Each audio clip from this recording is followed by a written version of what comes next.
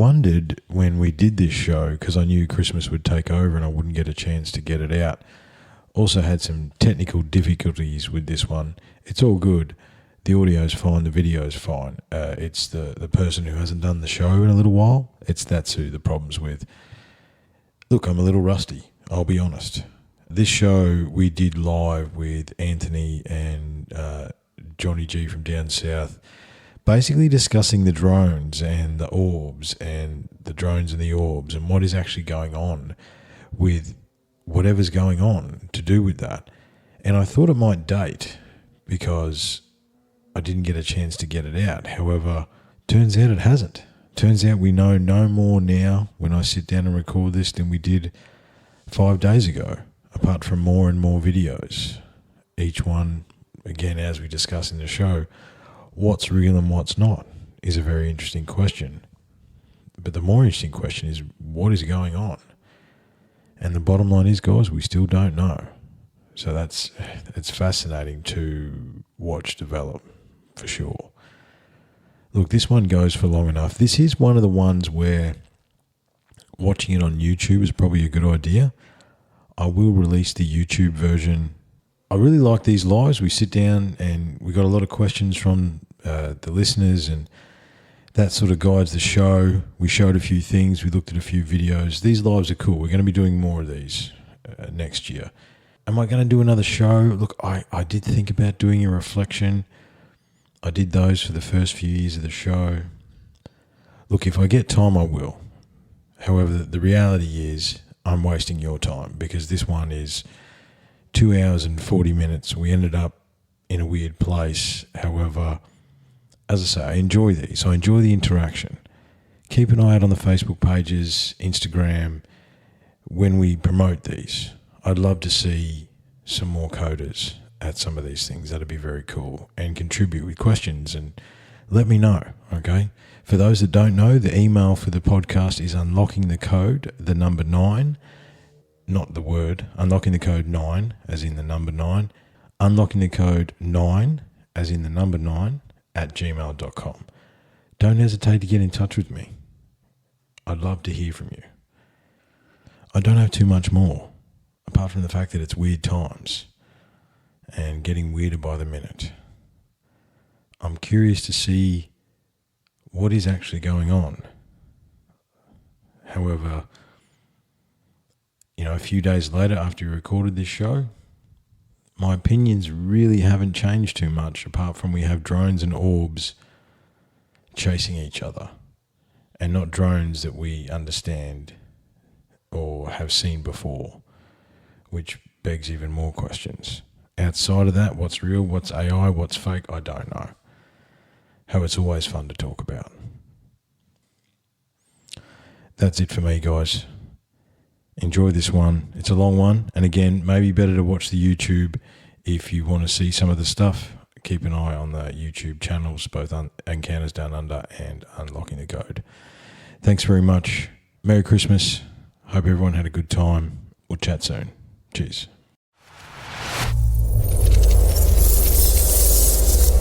Unlocking the code. Alrighty, guys. So we're live. We're live. Hello. How you going, boys? Going good. That was a lot. That was a lot more difficult than it needed to be. I will apologise. This whole microphone setup is currently a big paperweight right now. I don't know what I did wrong. But could you tell it's been a while since we've done one of these, boys? I reckon. Absolutely. We're never on time when it comes to this stuff. No, we're hopeless. And look, the Sanctum is it's got some teething issues, and I reckon I'm obviously not doing something very, very, very simple. And yeah, but it's okay. We're on. So what's going on, boys? End of the year. EDU's been a bit quiet. UTC's been a bit quiet, but there's been nothing much going on. So I don't know what we're worried about. No, it's nothing to really go and sort of relate to, is there, at the moment? Nothing to recollect, except for everyone's going crazy and nuts over what's happening in the US at the moment with the yellow drones and that. And then we also had the US Congress meeting there with, one of the big hitters, Lou Elizondo. Yep. He hit hard there, and You know, even though it Yep. was not really much to go and come out of that whole No, Congress meeting, but it sounded a little bit. It was more a bit of a. Well, I was listening to Corbell and Knapp, and basically there was a bit of disinformation that got sent to that second Senate hearing that was just done a little while ago. However, I imagine. Look, the other thing is too, boys, that they confirmed that the aliens live under the ocean, and no one cares, man. No one cares again. You know what I mean? At least. What drones? What What drones? drones? Drones. Talking about? I think we're going to be droning on a bit, boys, tonight. I think. Yeah. Badumch. Yeah. Yes, we'll be droning on a bit. But yeah, the worst thing out of that whole Congress meeting, though, was like, again, everything's going into a bloody skiff, and like, the guys, the people who were, the election members or whatever, who they are, asking all these really good questions there. And again, just goes, I can't talk about it. I can't talk about it. Yeah, and that's the most frustrating thing that we've been hearing over these years. We can't talk about it. And it's like, it's get to the point there where it's enough is enough. We need to go and start figuring out why we can't talk about this stuff. And, it was mentioned there before too, like, there is a lot of over security, international bloody bullshit, and over classifying a lot of these stuff that's in these reports and such. So there's no reason why they can't talk about it. Well, look, we'll probably come back to that, boys. The fact that the aliens live under the oceans. The thing is, if people, the good people, review our previous lives, they would know that we've had that discussion. You know what I mean? That they're potentially under the ocean. But more importantly, drones or UAPs or orbs or what do we think, boys? What's going on? What do we? See, we've got orbs here, right? And then I know we were chatting over the last couple of days, and Anthony, you said it's all New Jersey. Well, it's not. You know what I mean? It's Arizona. There's stuff that's being reported internationally. But I think there's two things I wanted to say, boys, because I've had a realization about digital zoom, right? Because obviously I watch Anthony debunk everything, right? Nothing's a UFO at Candace Down Under, right? However, I wonder about digital zoom, boys, right? I wonder whether a traditional film camera would be able to take better shots. Because obviously with digital zoom, we're playing with pixels, aren't we, right? So the more you zoom in, the larger the pixels, and that's what ruins everything, right? Yeah. So we're not getting good pictures of these anyway. And look, the reality is, since we last sat down as well, boys, AI has taken over a lot of stuff. Like, it's really hard to say what anything is right now. You've got to take every video with a grain of salt potentially. But something's definitely going on. Right, isn't it? We can argue about whether it's drones, whether it's orbs, whether it's well. The thing is, they are UFOs, aren't they? They're unidentified flying objects, right? That's the reality. Are they drone-like unidentified flying objects? Yes. However, my question is, because obviously, with the show coming up and end of the year and getting into the sanctum and stuff, I was a bit of a dog with a bone. The boys in the chat. No, because I've been putting 400 videos a day in the chat. But what's disturbing to me, so I go to a few different places, right? So I went to Corbell and Knapp, Weaponized. I went to Soraya. What's his podcast? I can't remember. I'll look that up before we go. I went to Joe Rogan, had old mate on, Ryan Graves. Yep. And basically, long story short, look, that's a good thing, Mr. Chandler, right? Where is that's one of my questions I was going to ring up later. Yes. Where are the multispectral images? What's going on? You know what I mean? Like, we know that DJI drones now, the latest DJI drones have the ability for IR, infrared, all those sorts of things. So let's not pretend that they don't, right? So, but the disturbing thing that came out of the Ryan Graves thing is he said that they have. And I heard this from a couple of other places as well, where hobbyists have sent the drone up, right? So, I got the Spark and sent it up to say good day, and the drones get close and they shut down. Or they can't actually. Yeah. So but then, boys, isn't that interdiction? Isn't that an act of war or what? if you're actively jamming the signal of something else, is that not, Yeah. Talk to me. So one of my biggest arguments I was going to bring up was, we had the Chinese balloon go across and whatnot, and they were pretty quick onto that. We're going to shoot it Yeah, down. they launched an F-22 at it, mate. Yeah. And The threw a couple F-22 of rockets at missed, it, by the way. missed. The F-22 missed. Let's not forget about that. But yet now we have how many drones are there so far? Like 50 odd, if not more, and not a single. Oh, actually, no, sorry, a lie. I have seen some footage there which may be related to it. I don't know. I can't confirm it. But why aren't they shooting these drones out of the sky? If that's the case, Or why haven't they shot one of them out of the sky? If there's that many doing even just one. passes and all that sort of stuff, why haven't they shot one out? I mean, it's America too, by the way. I mean, what are we talking about here? Like, have you seen the civilians trying to shoot at them? Yeah, but how much of that? Again, how much of that's real? Do we actually know? Like, it's an interesting question.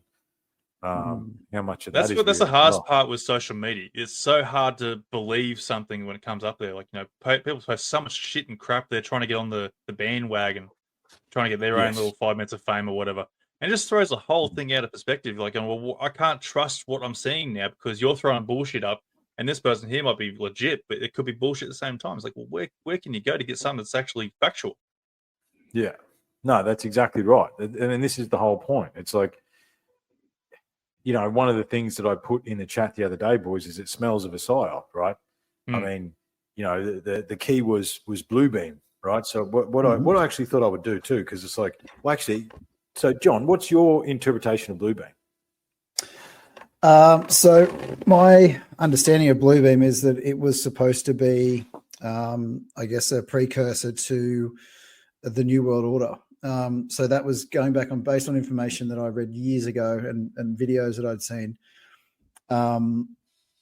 It was all that sort of merging of all the world currencies and all of these things that they were talking about in the New World Order. And this was supposed to be that psyop that led into that. It was supposed to bring and give, the governments or the shadow government, or whoever, the ability to initiate martial law, but also implement all these different this legislation and stuff that they could push through Congress at a fast rate. G'day, Michael. G'day, Mish, as well. Change everything, if you know what I mean. Yeah, that was my okay. Good, but it was supposed to be. It was supposed to be. There was talk of holograms and holographic things to do with UFOs and things, and make it about that sort of alien human conflict rather than something else. But yeah, that's my understanding of it. Good, I like it. Anthony, what's your interpretation of Bluebeam? Pretty much what John said, man. Like, exactly that. The world order or whatever is going to be, somehow controlling it under the table somehow, but make it all sound like it's the aliens instead of them, basically. To some degree. So it's interesting with how the zeitgeist is taking us with Bluebeam. Okay, because I would have agreed with you guys, but again, I'm trying to re-engage with UTC, so I'd been a bit of a dog with a bone, as I said. So this is Rational Wiki. So we're not taking anything, but this is actually what it is, right? Project Bluebeam is a conspiracy theory that claims NASA is attempting to implement a new age religion with the Antichrist at its head and start a new world order via a technological simulated second coming. The allegations were presented in '94 by Quebec journalist and conspiracy theorist called Serge Monast, and later published in his book Project Bluebeam. Proponents of the theory allege that Monast and another unnamed journalist, who both died of heart attacks in '96, it's amazing how many people like that do that, right? Were in fact assassinated, and the Canadian government kidnapped Monast's daughter in an effort to dissuade him from investigating Project Bluebeam. It was supposed to be implemented in 1983, good year 83, just quietly, but didn't happen, and then was set for implementation in 95 and 96, but then didn't happen. Finally, Monast thought that Project Bluebeam would be brought to fruition in the year 2000, and, well, you can probably guess the rest, and that's literally what it says here. And then it goes to, has all the hallmarks of a conspiracy theory, but look, let's face it, conspiracy theorists are up about 150 to 1 or something, or 0 at the moment. So, we don't take anything we take all that with a grain of salt these days, definitely. So I don't see the religious context, right? But I wonder, part of the modern time is that the religious context has religion's lost its hold in a lot of ways, right? Mainly due to the nature of what particularly the Catholic Church has done to children. You know what I mean? Like that's we're on Facebook Live. We've got to be careful how we word these things. However, we all know what we're talking about, right? So religion has really lost its hold. Science has become the new religion. Science was a religion during COVID, which we can say now without being kicked off, which is, again, we're up about 150-0. It's technology and science that is the new religion. Do we think this is a precursor to Blue Beam? Because the reality is too, boys, all the people that I've listened to, no one really knows. And that's probably the thing that concerns me the most, right? Yeah. Look, Blue Beam could be sci-fi nonsense. You're absolutely right, Chandler, Mr. Chandler. Capital. What do we say? It's not capitalism. It's capital ommunism. Capital ommunism. Yeah, that sounds more right. Right. It's capitalism and totalitarianism and communism all wound into a dirty little ball. Do we think it's a precursor for Project Blue Beam? Because the reality is no one knows, boys. What do we think? That's it. Yeah. No one knows. It's exactly right. Yeah, it's like Mitch says, someone knows, but we definitely don't know. And we're not going to find out anytime soon. Yeah, well, I don't know if you boys saw Trump. Came and said the defense knows. They know where they're going. They know where they're coming from. And then he got asked if he was read into it, and he declined to comment. So, I mean, raise a lot of questions. I'd just like to go and put up Michael's comment there. Sorry, I got a bit of disagreement with that one there. Phones are great these days, but they're still not very good for nighttime quality filming. So the digital zoom, especially in nighttime, is the issue. That's what I've seen over this, right? Yeah. Because all I'm seeing is flashing lights in the sky with all of these videos, right? I'm not seeing anything. I've gone to the school of encounters down under, nothing's a UFO as well anymore. However, I do think a percentage of those due to. So here's a question then for you, Anthony, a little bit off topic, but not. Yeah. Because of the very problem that we have with digital zoom, because of the very problem we have with the recording quality of these videos at distance and height, it seems to be as well. Of all the ones you've debunked, do you reckon maybe some of them were something, or you're pretty confident in your debunking skills? Because I was wondering that myself. Yeah. Look, I'd say maybe 1 or 2% of the footage I've seen is probably something potential.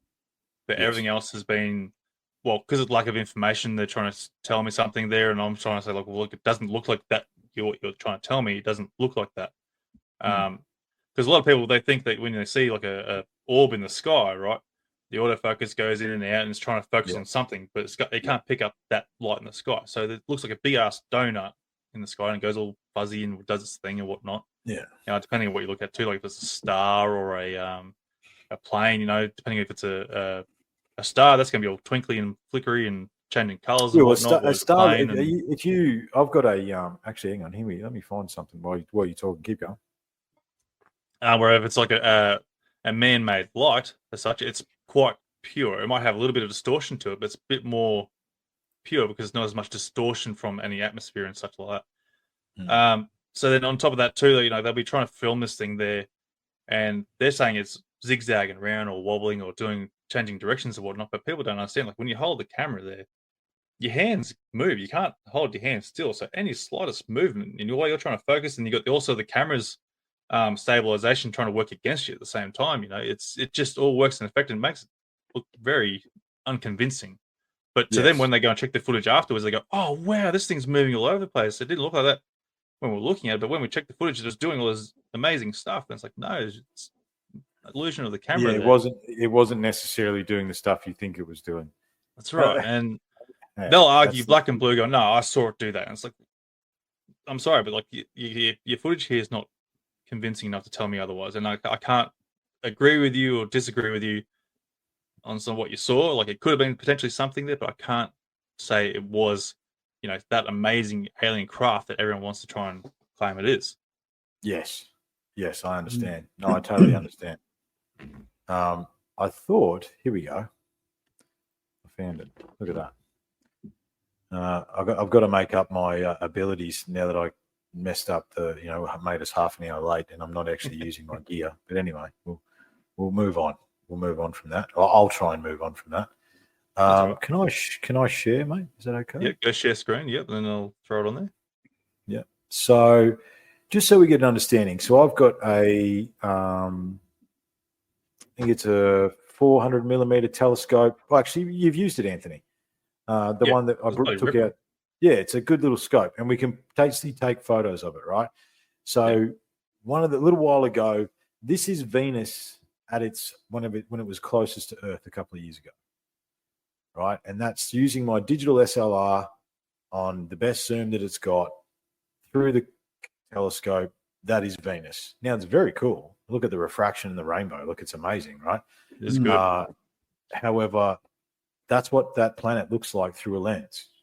You know what I mean? So that's the, and that's one of the classic, oh, no, you didn't see a UFO, you saw Venus, right? It's not. Yeah. It's interesting that because with the advent of and the intrusion of AI into everything that we do, we have to then think about what is the quality of the pictures and what's the true quality that we're thinking about. You know what I mean? So I just thought I'd bring this up with Venus. It's very cool, but that's what it looks like, right? Yeah. You know what's cool? I've got one here to show you as well. So yeah, I'll stop share this, mate. When you're ready. That's right. All right, we'll grid that one out, and then I'll do this one here if I can get. Oh, hang on, wrong buttons. That one. Here we go. Right. So now we've all seen, stars on the horizon and such, like Venus, etc. But Michael, we'll come back to that, mate. Just let Anthony show us what he's showing us, and then we'll come back to that. So everyone's not really aware of the Sirius star. A lot of us will be, but the Sirius star is our most Sirius or Sirius, whatever you want to call it. Yeah, that's actually our brightest star compared to what, like, in terms of like the night sky, not our sun star, like an actual star in the sky. So this is actually the brightest star in the sky. Now, when it's along the navigation, Sirius is the navigational marker as well for a lot of people, a lot of cultures. Yeah. When it's low on the horizon, you've even got Canopus a little bit along the way too. It's very similar to the Sirius star or Sirius, whatever you want to call it. Anyway, I'm triggering you, I know. It's whatever you want to do, man. Whatever you want to do. Yeah. So anyway, let's go through it. When it's low on the horizon, all stars will do it, and they blink to the shit house. They're all blinkies, all blinky bills. So this is a good example of when someone takes a photo of it. Now this is actually with a 600mm camera, zoomed in and slightly out of focus, and this is what it looks like. I'll play it. Now this guy's trying to claim it's not a drone, not a UAP, and that's pretty much what you're going to capture with the Sirius star. Mm-hmm. You can do that even with your own phone cameras. Like you can zoom up on that, and you'll get that same effect. Yeah. And the thing is, it does look like flashing light in this thing. Yeah. It does. Yeah. But look, I think all we're trying to do here, guys, is just put a bit of a perspective on what we're looking at with cameras, right? If we get back to the situation at hand, I think what Michael's saying there is many people with great cameras and night vision, there seems to be interference. I have heard that on multiple occasions through multiple sources as well. Like we said, I have heard of people flying drones up into these drones and having interference, right? There's something is interfering with the drone when it gets close. Reminded me of our experience down south, John. You know what I mean? With the black helicopter. That took drone footage out of my little drone. Okay. Okay, so are they us? Are they not? Where are we at? Let's come back to the present, right? So obviously something's going on. We can get stuck in intricacies for all night. However, what do we think? Because the reality is no one's saying what it is. So it's like we have to draw a long bow. So what's on the table, boys? What do we think it is? I'm going to say some of them, in my view, are clearly drones. I think that the flashing lights are a bit of a giveaway considering that you've got green and red flashing lights generally in the areas of where the props are. There's human aviation characteristics to a lot of the stuff that we see. Yes. Yeah. Yes. However, on that as well, there have been, and look, I'm just going off what I've seen, and this has been shared on Facebook and social media everywhere. But there have been drones that have, or one particular video where a drone has flown into an orb, and then it's dropped and hit the ground. Yeah, I saw that. That would be in the chat. That'd be in the chat. Yeah, it's in the group chat, Anthony. Yeah. Yeah. Oh, sorry. And where are we? Through there? Yeah. There's also. Oh, yeah. Sorry, our chat. Yeah. Sorry, I will get. Yeah. There's also a video that was posted today. I think Triffin, you posted it, of the UFO morphing. And when I looked at it, I went, "That's not morphing; it's just rotating." And it was just the way that it was being filmed. That was the impression that I got. That's just a drone and it's rotating, and it looks like it's changing. It was very not very convincing drone though. Like, I was trying to work out what kind of shape of this drone was for it to be going. Like I was still like, I'm agreeing with you. Like it's the perspective on its angles and dangles and whatnots, but like for it to be doing something like that's the weird part. I couldn't work out what the hell kind of a drone is that. So this is the thing, right? So this is the thing. Okay, so what about? I mean, the other one. Well, and Mish, it's not only New Jersey, right? So, and look, Mike was talking about there's multiple different things. It seems to be Arizona, it seems to be, but then I saw some stuff out of the UK as well. I saw some stuff out of South America as well. When I manipulated the algorithm, which is always good fun, trying to manipulate the algorithm to see what it'll spit at you. It's not just America. I think Iran. Well, the thing is, we talk about orbs and balls, right? In the Middle East, there's the best of that, the silver ball, that supposedly turned up at Heathrow Airport the other week, right? Mm-hmm. Are we dealing with both, right? I mean, that might be a drone too, but what kind of drone is that as well? Yeah, I'm sure that's it's just part I'm rotating, trying to work out. right? It might be a rotating mechanical piece of equipment. What is that? Like, what the fuck is it? You know what I mean? Like that's pretty clear video for what we've got. You know what I mean? That's not bad as far as what we've been talking about. Or is it a bunch of mylar balloons that's been tied together and it's just rotating in the wind? Well, that's a bit of a stretch with that one. It could be like a bunch of numbers and something wiggly up together. I don't know. I have to say I have seen a black balloon that I followed for a little while when I was driving once. It was only because I got up close to it that I realized it was a balloon, but I was convinced for about probably 5 minutes that it was a UFO because of the way it was acting and the way it was moving across the sky. And then I realized, it's just moving with the wind. But, I think it's, we've all fallen for something. The thing is, you want to believe. Oh, yeah. Absolutely, you do. Look, the thing about, what we're seeing here too, and just by the way, thanks very much for everyone joining us tonight. And we can see we've got some people from around the globe, which is very cool. So thank you very much for that. Detroit had some as well. I saw some in Arizona. It's like this is happening simultaneously everywhere, right? But the other fascinating thing, and obviously due to what's happened the last few years, not much has happened. It's been pretty quiet, really. The control that the corporate media has. Because let me go to news.com and see whether it's there. I bet you it's not. You know what I mean? Like if I went to news.com now, I bet you it's not even anywhere near it, right? But technically, this is happening all the time in multiple countries. But the thing that Ryan Graves said as well is that this is like the fourth year in a row that something like this has happened. But it happened over military bases. So, we go back to Project Bluebeam. What is going on, right? The other question is there truth to them coming out of the ocean? That's another good question. You know what I mean? Like, I don't know, right? If they are drones, I don't know. But then, okay, let's pretend for a second that it's not the ocean people coming out of the ocean and showing us something, right? Let's pretend that it is drones, that it is US drones, right? Yes, Michael, that was Yes, on my Michael, list we for did. later. Yes, Michael, that was on my list for later. Right, so let's just stick with the third dimensional narrative for a second here, right? So they are drones being operated by the US military under a black operation. Okay, cool. Mhm. What are they looking for? It's not weapons of mass destruction. They've already said that. So if they're not trying to sniff a nuke out, which that was one of the videos that went viral. Yeah. If they're not trying to sniff a nuke out, they're not trying to find someone, then what are they doing? You know what I mean?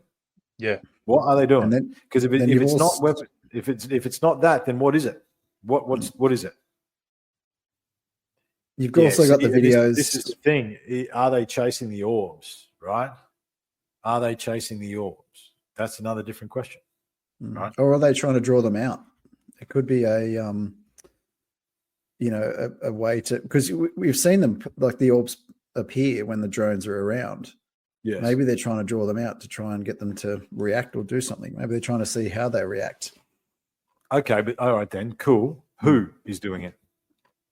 We don't know. This is the thing. Nobody knows. Exactly, right? You know? So, those of us, yeah. Sorry, mate, I don't want to interrupt you. No.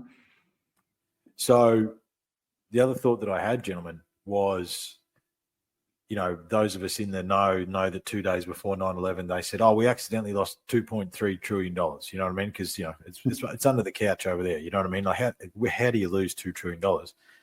And basically through Senator Tim Burchett, he's part of the UAP committee. But one of the other things he's been going on about is that they haven't passed an audit for the last 12 years or whatever it is, and it's trillions of dollars have gone missing. Right? Understanding that $1 trillion is 1,000 billion, boys. Right? So what if there is, the deep state exists in some point. I don't think anyone could argue against that these days. What if it's the deep state? Just out of curiosity. I think you might still be. Are you still sharing, Anthony, or no? Trying to. Yeah, I'm still sharing. I'm just trying to go through and find the other footage here and there as well. But yeah, I mean, what if it's the deep state trying to make their play? Because obviously they lost. The topic that comes to mind for this is what Stephen Greer's been saying for what I've been picking up, what he's been saying for the last few weeks, but also back into last year when he was, and this is the episode of the Sean Ryan show that I suggested you guys listen to. Where he was saying most of that. I got through most of that. Yeah, it was very repetitive, and so was the second episode. But the topic that he was talking about is the disclosure that the shadow government or whoever it is are putting forward now. This is what's happening. They've got to a point where they have to release it, or that there's something that's happened, and they've got. It's reaching critical mass. It's reaching critical mass. Yeah. This is the. Because so let's say, Anthony, I appreciate that, man. You said 1 or 2% of what you've analysed may not be true, right? Or may be something that you've misidentified. Yeah. You've looked at thousands. Yeah. Right. So if you think about that, that is at least 100 videos you've looked at that were something when you said they weren't. And then you add on to the ones that that me and you we can all agree on are definitely something. Mm-hmm. Right. That means there's how many hundreds of videos, boys, right? So maybe it is reaching critical mass. Yeah, absolutely. There's definitely potential there. Someone possibly has captured something that is actually compelling, and probably too scared to go and share it, due to the fact that the nature of the social media, criticize everything that you put out there. But again, like I said before, like so much crap on social media these days, it's hard to believe what's real and what's not, because like this at that point now, especially with AI and the way graphics are going too, like we're not going to be able to distinguish between real or that's one of the biggest issues, right? AI that's one of the biggest issues. And the thing is, so I mean, Michael in the chat there saying he had an experience, right? Well, Anthony's from Encounters Down Under. I had an experience. I saw a min light. You know what I mean? We've all seen something. It's something that triggered us to go and be interested in this. Yeah, exactly. So it's like we've all had our own personal experiences. We understand that there's something out there. I had an experience when I was 13, and then later in my 30s, I had an experience as well. So it's like But the reality is too that is if you talk to one-on-one with any pretty much any person, you had a weird experience, you see anything weird in the sky, and since you've been alive, most people will say, yeah, I have. Now it could be Venus and all the things we've already spoken about. However, there's definitely something to this, right? So I mean, we got plenty of comments tonight. I love that, but it's hard to keep up with them. It is actually. So it's awesome. Don't get me wrong. I think it's great. I just wanted to come back to what Michael was saying, or someone said there, the NHI. This one here? NHI addenda refers to the diversity of life and sentience. This is despite any black expenditure, the constant in first person accounts. Yeah, so the orbs are non-human intelligence or ultra-terrestrials, or whichever way we want to put it, right? Mm-hmm. Are these drones those, or these drones? Because, I mean, I wondered as well, boys, did they crack anti-gravity? I wonder whether they cracked it in the 2000s. I wonder. Well, I think they've cracked it in the 40s or 50s. I was going to say, they have that advertisement. Yeah. Look, you want it. People want us to stay on track, and we're going back to Otis Carr in the 1950s. We could go there though. Like, look, we've done it before. In the back catalogues of Unlocking the Code, there's 3 or 4 episodes on Otis Carr and the fact that he made anti-gravity, the XTC-1 in the 50s, right? And I've actually got the blueprints on this computer here somewhere for that very thing. However, what if? So let's pretend they didn't crack it in the 50s, right? Yeah. Or they did, but they put it away. Or Otis never told anyone what the Utrons were made out of, which I'm pretty sure they were made out of magnetite. But that's for another time. What if they cracked anti-gravity in the 2000s? I mean, because you know what? Some of the stuff that I've seen with the orbs in the triangles and stuff like that, it's the X3B. That's what it reminds me of, right? You know, the Lockheed TR3B. TR3B. That's the one. Yeah. That's the one. That's the one. You should bring up the TR3B because that's, I think that has to be in the conversation. You know what I mean? I think. Yeah. I wonder, outside of the ultra-terrestrial and non-human intelligence, how far have we truly come? You know what I mean? Like, you don't lose, $5 trillion down the bloody rabbit hole, like, what have they spent that money on? Because if you think about Elizondo, you think about Greer. I found it fascinating, John, that Greer said that Elizondo was misinformation. I found that fascinating. Yeah, I did too. Yeah. I think there's always been, I wouldn't say a rivalry between them, but I can see it from both sides. I mean, obviously we try to look at everything from both sides anyway, but if you look at what... 2 seconds, man. Hey, Michael, thanks very much, mate. We appreciate your comments. It's 4:30 in the morning where he is, so we appreciate you jumping on and subscribing, and that's really awesome, man. Yeah, check out EDU and UTC. That'd be awesome, guys. We really appreciate that. So yeah, take care. Cheers, mate. Take care over there, man. Take care, eh? We do live in weird times, man. We do live in weird times. So sorry, boys. We're talking about the TR3B and how far do you think we've really come? Yeah. So what I was just saying, that obviously we were just quickly chatting about the rivalry between that's right, Greer and Greer and Elizondo. Well, so from the factions of disclosure. The factions of disclosure is an interesting topic. Yeah. So all of the stuff, I just look at it. There's 2 sides. Obviously, there's the national security side of things, which seems to be a major topic, and the only one that is being, well, not the only, sorry, I wouldn't say it's the only one, but it's the only one that's being talked about within Congress at this stage. You've got your David Grush, you've got your David Fravor, Ryan Graves, all the guys that went and did the Senate hearing. Elizondo was in the most recent one. And what Greer is saying is that he is a misinformation operative. So someone who's Yes. who's spreading this stuff, but it's also all that stuff is all based around national security. All right, and keeping But see, everything. the thing about it, if you go to the Mardi Gaza stuff through Brothers of the Serpent, the Elizondo family has been part of weird business in the US for a long time. Like Elizondo's father was part of something else, and you know what I mean. Like the Elizondos go back, and that's in the depths of the weird stuff in the US. Yeah, and that's where it draws the question: are they involved in it, and are they actually, specifically or strategically placed to serve a purpose? And that's what I think Greer is sort of trying to alert us to. And then you look at his side of the story, which is like it's got nothing to do with national security. The aliens are not here to hurt us; they're here to help us. Blah blah blah. And he's, did you check whether Stephen Greer, the JR, so on Spotify, someone check on Spotify, see if you can find Stephen Greer's interview on the JRE feed. Yep, he said that you can't. Oh, actually, he said it got taken down, didn't he? Yeah, he said it got taken down with the Spotify deal. I'm just curious as to whether that's true or not. Yeah, I'm just going to go back. Because before these swarms, boys, we were talking about having a discussion, and I think they are swarms, right? I wonder too, just looking at some of the comments as well. Are we looking at two separate things, everybody?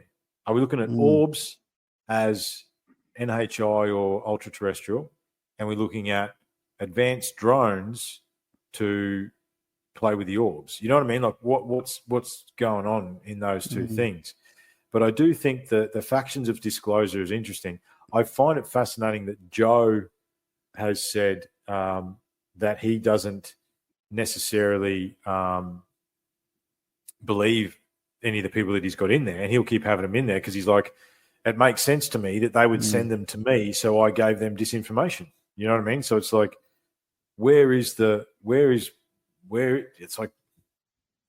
what the fuck? You know what I mean?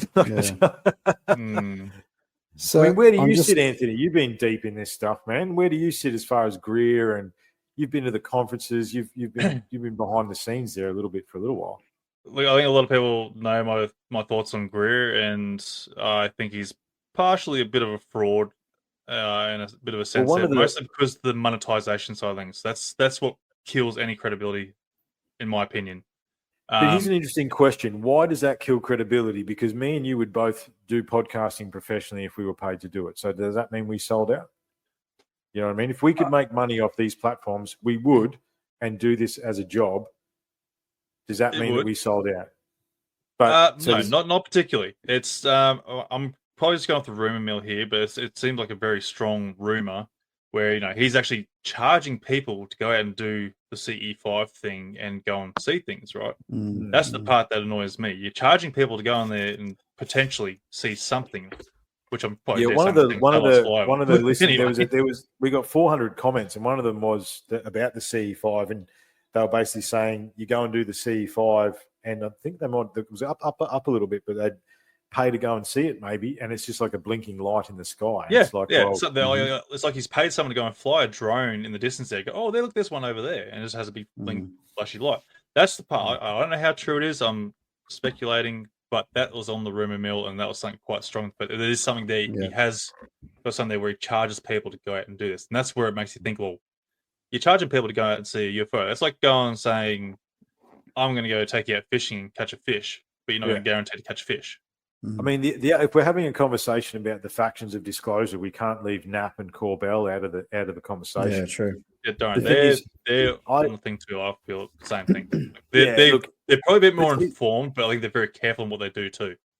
Yes. Yeah. I mean, they released the spaghetti drone. I mean, that one was, I don't know what that was. That was weird. They've released some of the balls as well, like some of the balls going through military bases and stuff like that. They've released probably the best stuff that we've seen, those two guys. And it's interesting, even though Knapp's a journalist, I sort of believe Knapp. Have you guys watched his new Netflix series? No, I haven't, no. Yeah, I did. Yeah, it's interesting. It's interesting. He went deep in the paint. I didn't think and I think I put that in the chat. So everyone needs to watch it.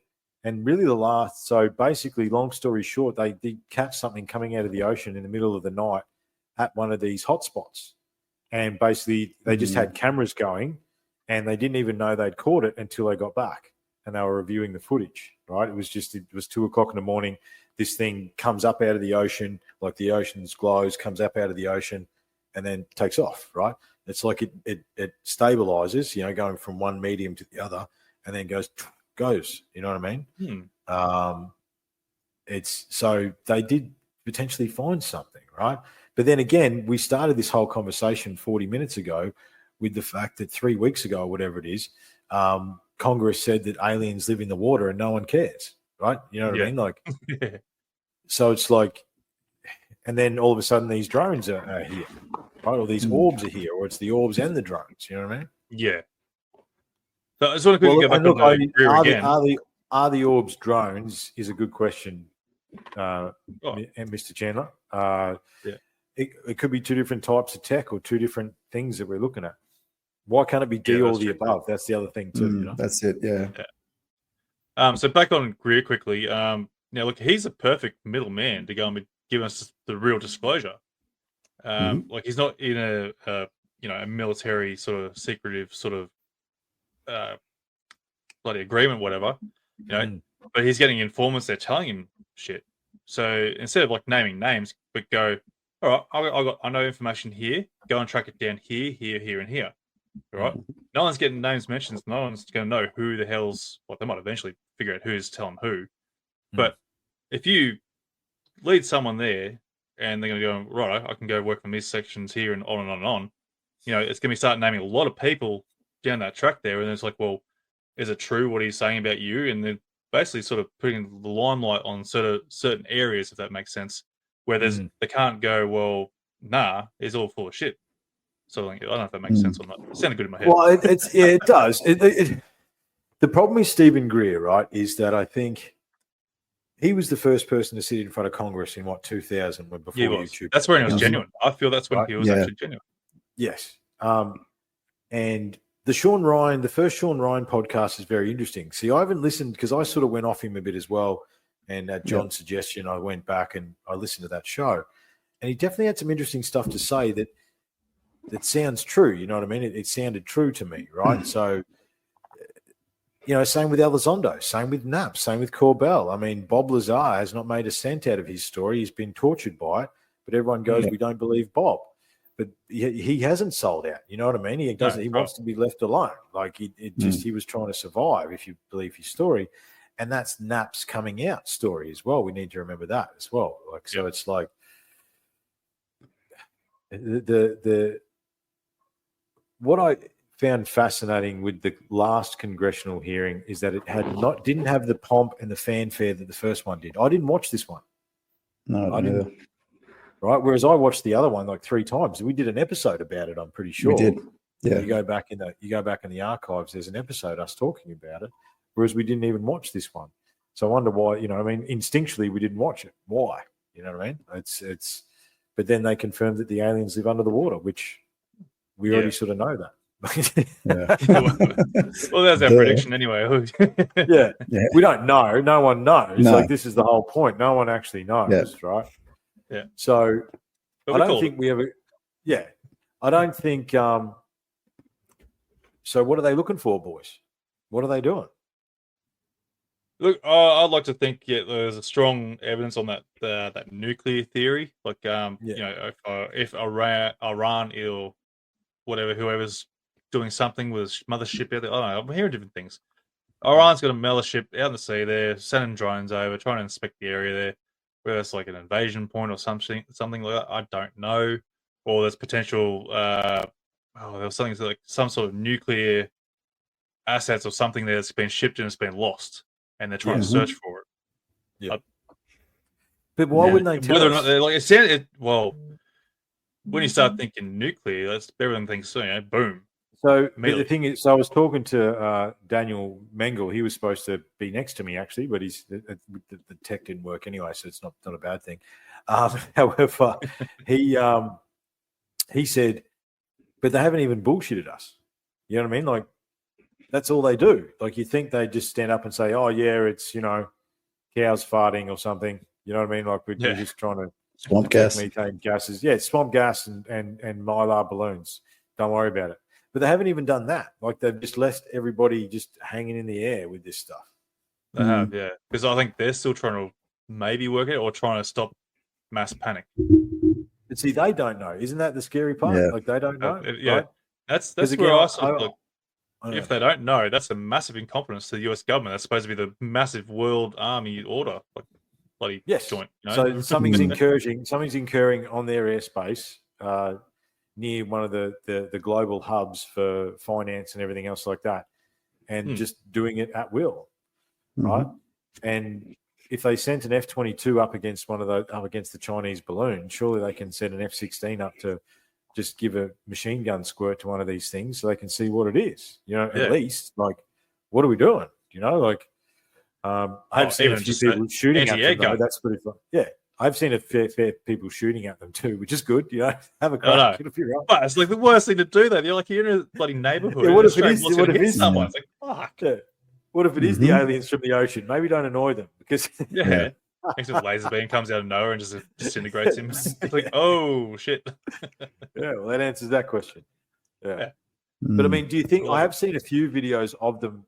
One falling out of the sky, but then they said that was a plane. But then they said it was. I'm trying to find that one. It's in the chat as well. It's in the chat. I know, but it's because of the layers. I'm trying to go through every single video of like with their little. Yeah, it's in the chat. That one. Is it this one? Where is it?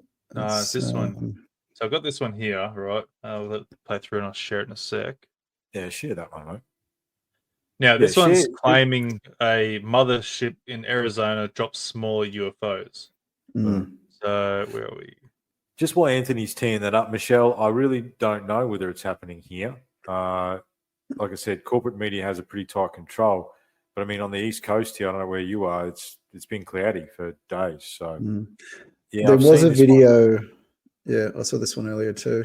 There wasn't a video that we shared today of one apparently in Albury. So that's look, it could be nothing. It could, there was. I think it's in our chat. Because I did. I kept every time I saw a different location, I threw it in there. I started not really looking at what they were. Yeah. So this one to me, my opinion is I think this one may potentially have been shot out of the sky. And I don't think it's little orbs or any sort of little UFOs falling out. I think this is it disintegrating. It's on fire, it's breaking apart, and goes to shit. That's my opinion. So is there a shot before that fire? Go back. Yeah, you're right. You're right. It's on. It looks like it's on fire and burning out. But is there a projectile that hits it before it? No, I don't think there's any real evidence of anything hitting it. So it could have happened prior, or it's just like lithium batteries they catch fire. Yeah, and the fact that they disappear and they just it's almost like a flare. Could be. You could be right there. You could be right there. But the main object itself though disappears or sort of just fades away because of the camera quality. I don't know. Yeah. Well, the thing is, if it's burning up and it would lose power, it'd just fall out of the sky. You know what I mean? Like the lights would turn off and it'd just fall out of the sky. Yeah. Don't know. But it's a lot of flares though. It's like, well, whatever it is, it's definitely letting. Well, I mean, if we are to assume they're quad rotor drones, then it's going to go shit if the battery lets go, the fan rotor's pushing it down, which is making it shoot out the way it's shooting out, and then it's crashing into the thing. But I mean, that's the other thing too. What are they? A lot of them, I don't think they are quad rotors. You know what I mean? Like I don't know what they are. Well, they got that helicopter one. We saw that one. You shared that one not long ago, where almost like he's actually got a half decent image of one of the drones. And it's actually like the helicopter shaped ones. I'll see him flying. It sits in the air for 12 hours apparently. Like what? Well, this is the other thing too. Even that's one of the things that Ryan Graves said. He's like, even military drones don't necessarily have that much battery life as well. You know what I mean? Like that's considering what yours did when we were in down south here. Yours was up for how long? Yours was what, 10 minutes, and it went through like 15 minutes, 10, 15 minutes. Yeah, 10, 15 minutes is max. Yeah, 10, 15 minutes max. No, that's DJI, wasn't it? Yeah, DJI Spark. It's a little bit older, but you know, it's they're up to about half an hour now of decent fly time with recording and that. Like, that's pretty decent when you think about it. Yeah. Yep. Yeah. So, but it's not 12 hours. You know what I mean? It's not doing 15 loops around New Jersey and coming back again. Like Nah. even if it is, even if it is the thing, you know what I mean? Like I just don't understand. Like it's a weird one. Yeah. No, we definitely have. We found this one here. I think this is it here. Yeah, that's the one. No, that's not. Yeah, we've got a bit. There we Have you taken the picture off it? There it is. There we go. Just like that, can't we? Yeah. Take that off. We're gonna get kicked off.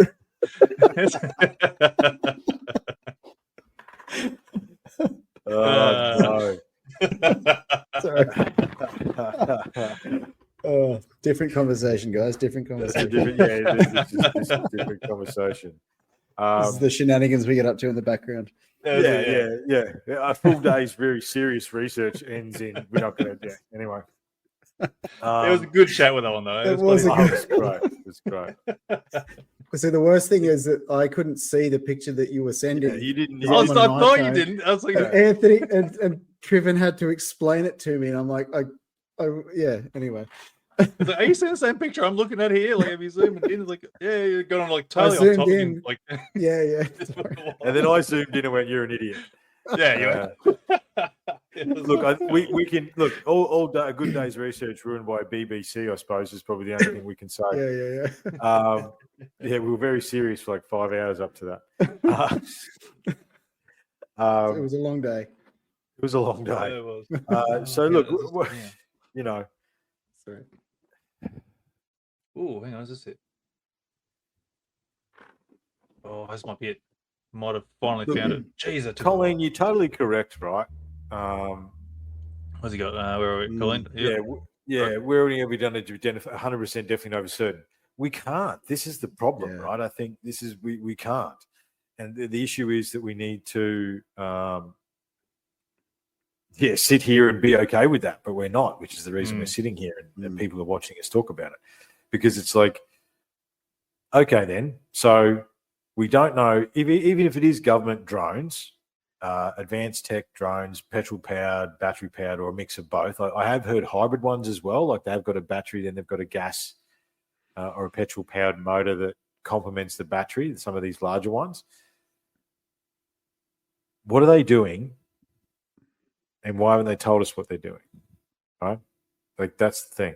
That's what I don't, Because it's a psyop. Because it's a psyop, yeah. Yeah. And that's that's what Greer's saying. He said it's a psyop, and it's designed to get us used to the fact that things are going to be flying around in the sky.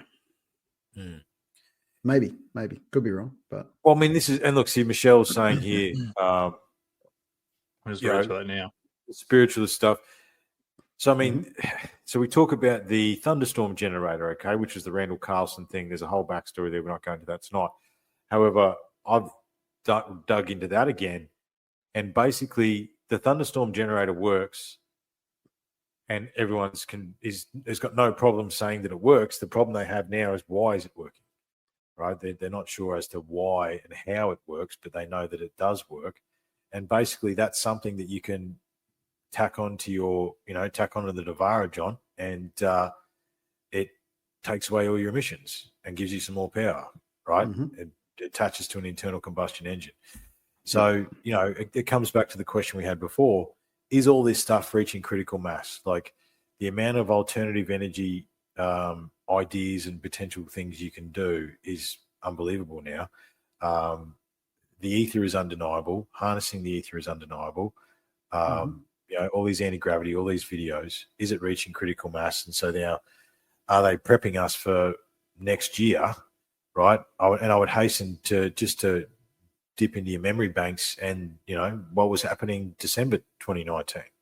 Right, they had the Agenda 21 meeting discussing what would happen if the coronavirus actually come out, and then 2 months later it happened. Yep. And now we know that was released to the public. Right, that's we can say that now without being kicked off again. So, are we being prepped for something like that, or?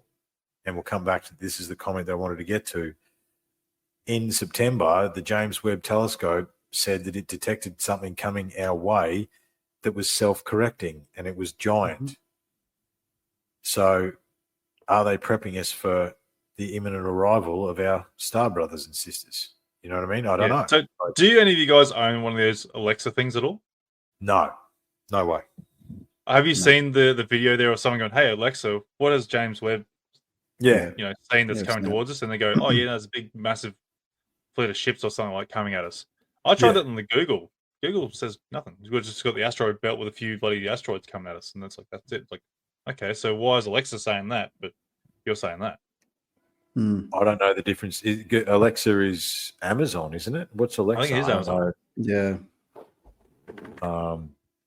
Yeah, I don't know. This is the thing, And like, if that's the case, then if it is Amazon, what's their agenda in saying that, we've got a whole fleet of aliens coming at us at light speed or whatever, Yes, that's right. I mean, that was the other thing that we all heard, that there's something coming towards us that's self-correcting. Who knows? It's, look, designate eastern seaboard as drone testing envelopes. Look, I think there's another side to this, whereas they're just testing the drones to see whether or not we react. Right? There is a whole psyop part of this, right? Yeah. But the orbs and the Tic Tacs, and there's another side to this as well that we can't ignore, right?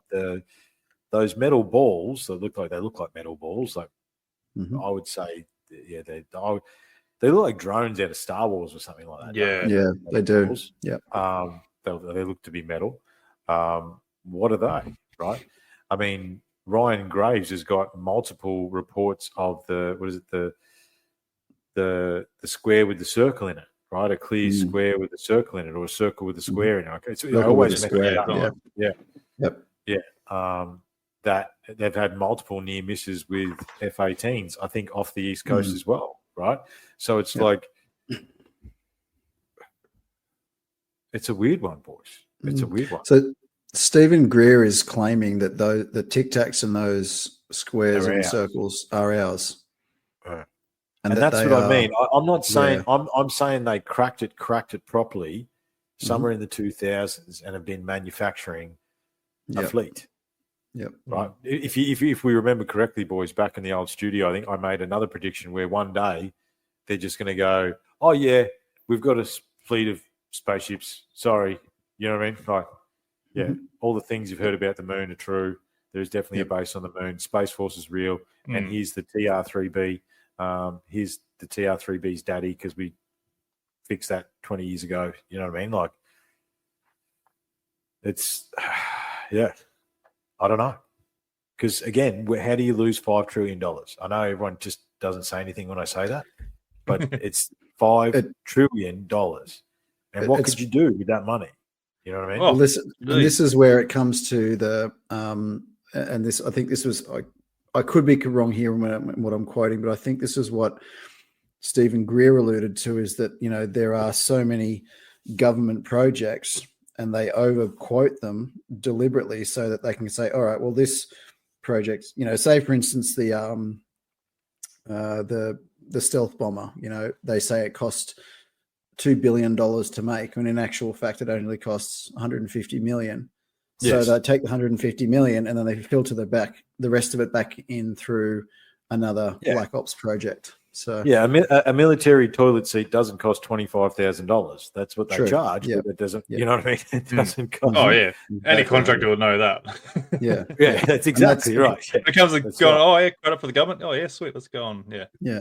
But then it's also being, how do these big corporate companies like Lockheed, Skunk Works, and all of those guys make so much money? Well, because they're getting paid by the government, or through these projects, and it's going through the back door. There was also, I was listening to something today. They're talking about this money that they've, and this is off topic, not to do with UFOs and stuff. It's more to do with the military and where money's going. Well, I think this is the way we're going to find out, though, boys, right? If Tim Burchett and some of these senators have realised that a whole heap of money has been spent where they haven't followed the due process, right? Mm-hmm. So that's actually how it's going to, I think that's the way in. You know what I mean? Through Yeah. the bureaucracy, because That's right. the Constitution in America still exists, right? So, Mm. so yeah. Sorry, keep going, mate. Yeah, I was just going to say, so some of the military stuff that I was listening to, and this was mentioned in the group chat as well, that a lot of the money that's being filtered through to pay for things overseas in the Middle East and other places is now being funneled into Al Qaeda and ISIS and all these other organizations that are. There's been a lot of stuff on the shore. That is, and that's right. That was that whatever her name was. I listened Sarah, to what's her name? Sarah, what's her name? So is it Sarah Adams or something? Yeah. Anyway, she was alluding to the fact that So look, there's any number of ways that this money is disappearing.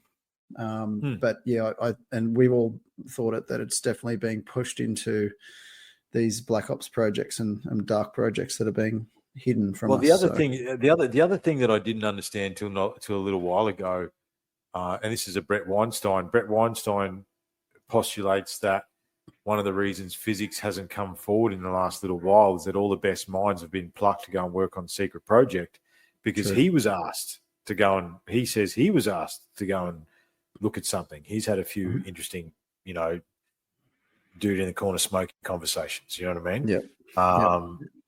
So, I think that it's and look, Black Ops will still be Black Ops. You are right, Mr. Chandler, for sure. Mm-hmm. And look, thunderstorm stuff. It's hard to explain the thunderstorm generator quickly, but basically it's using sacred geometry and elemental energy to convert stuff. It's based on a lot of Tesla stuff and sacred geometry stuff. And where's the pentone tech as well? Yeah, it's all a variation of that. And I think that's the thing too, is that there's so much alternative energy things that are coming up that are actually working, right? There's lots of cool stuff you can do at home with electromagnetics and all that sort of stuff. That it's to the point where they have to let it out, right? But why would they do it in this way, right? And is that so? I saw something the other day that said that that the Earth only has enough resources, in terms of energy production, fuel, and that kind of stuff to make it another 120 years. Now that could be a number that is blown out of proportion or underestimated, but what Stephen Greer was alluding to was that we don't have that long. We've got less. We've got like 30 years or 20 years or something before we run out of the ability to create energy, electricity, all these kind of things. And we need to move into the next phase where we stop using fossil fuels and we start using energy that's they're talking about the ether obviously as well, using they call it something else, but it's and this is what Tesla was doing. He was harnessing energy from the atmosphere, and they said that what is it, one coffee cup's full is enough to power the entire US for 10 years or something like that. Yes. So and the thing is too, the other thing is too, is that if you, and look, I post a lot of these articles on the Unlocking the Code page when they come up through my feed, is that cold fusion's back on the agenda. Like all these direct energy, 0 point energy's back on the agenda. Like all these things were poo-pooed as conspiracy theories and FUBAR not that long ago. In the recent past, in corporate media outlets, they're saying, "Oh, we're close to cold fusion, we're close to 0 point."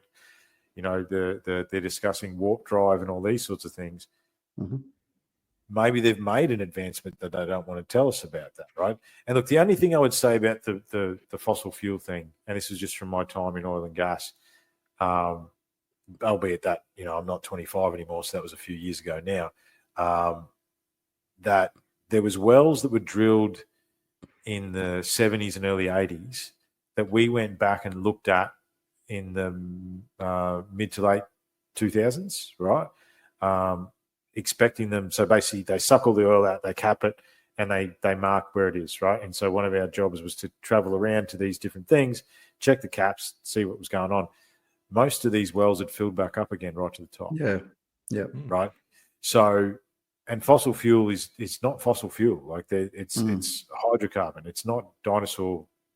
It's not melted dinosaurs. Like that's a made up term. Like that's a fascinating. I don't understand how that works either. Where they feel like get all the dinosaurs in the world, just throw them in a pit. Well, yeah, it's a Rockefeller Rothschild. One of those guys. They invented that. It was a propaganda thing to get the reliance onto oil, right? Because prior to that, and the corticator, hemp was what we were using, but that's a different story again. Yeah. But look, the whole scarcity thing. Oh, we're running out of this, we're running out of that. You know that there's like massive warehouses full of pink diamonds and yellow diamonds and all that sort of stuff. But you go to a jewelry shop and they'll say, "Oh, it's the rarest diamond in the world." Yeah, there's only 15 pallets of them in the back of Africa somewhere. You know what I mean? Like, it's that's all. The gross manipulation of a lot of what we see is hard to understand as well, I think, and that's part of what we're all trying to grasp, isn't it? You know, like I think one of the biggest issues we're all sort of dealing with is that everything's bullshit. Yeah, that's where I want to go back onto Michelle's comment here. Like, we're saying that, like, spiritualists and whatnot, they're all saying, like, we're all coming up to some sort of awakening and ascension. It's like, I'll partly agree with that. Yes, we are sort of becoming more awakened and realizing what the governments are doing and all the bullshit that we've been fed over the years, growing up and whatnot. But at the same time, we're also becoming really stupid in what we're sort of observing and looking at too. You can look at the UFO community, for example. That's like there's a lot of stupid shit there where a lot of people believe everything they see on that. But then there's also conspiracies, like, we can go into bloody chemtrails and shit, like it's not. I know it's a thing, but not every single plane you see flying over is spreading a chemtrail. Whereas like, atmospheric temperatures and that doing, jet streams and whatnot. So there's a lot of things there that's happening but it just seems like everyone wants to just jump on a conspiracy and think it's a legit thing. So like, we are becoming awake and realizing what government's doing. I don't want to start a left-handed conversation, but chemtrails are definitely real, dude. HAARP is definitely real. I understand. I didn't deny they happen, but I'm not saying every single plane. It's not everything. Some of them is definitely jet stream for sure. Yeah. But that's just an example. The concentration and how it's changed, is renewable. Look, hydrocarbon tech is interesting, right? You know, one of the epiphanies I had about hydrocarbon tech, so we're talking about oil and gas here, right? And then potentially coal as well.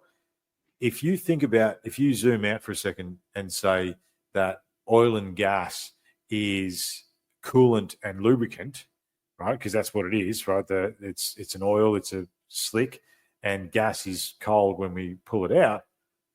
Then what we've been doing for the last however many years is sucking all the coolant and all the lubricant and the crust of the earth, right? It's like, I don't think it's a good thing. I definitely think we need to change tech. But I wonder, going back to this stuff that we're talking about now, if we had followed Tesla, would we even be here? You know what I mean? Like, this is the thing. Like, they were working on anti-gravitic stuff and electromagnetic stuff. I mean, you've got to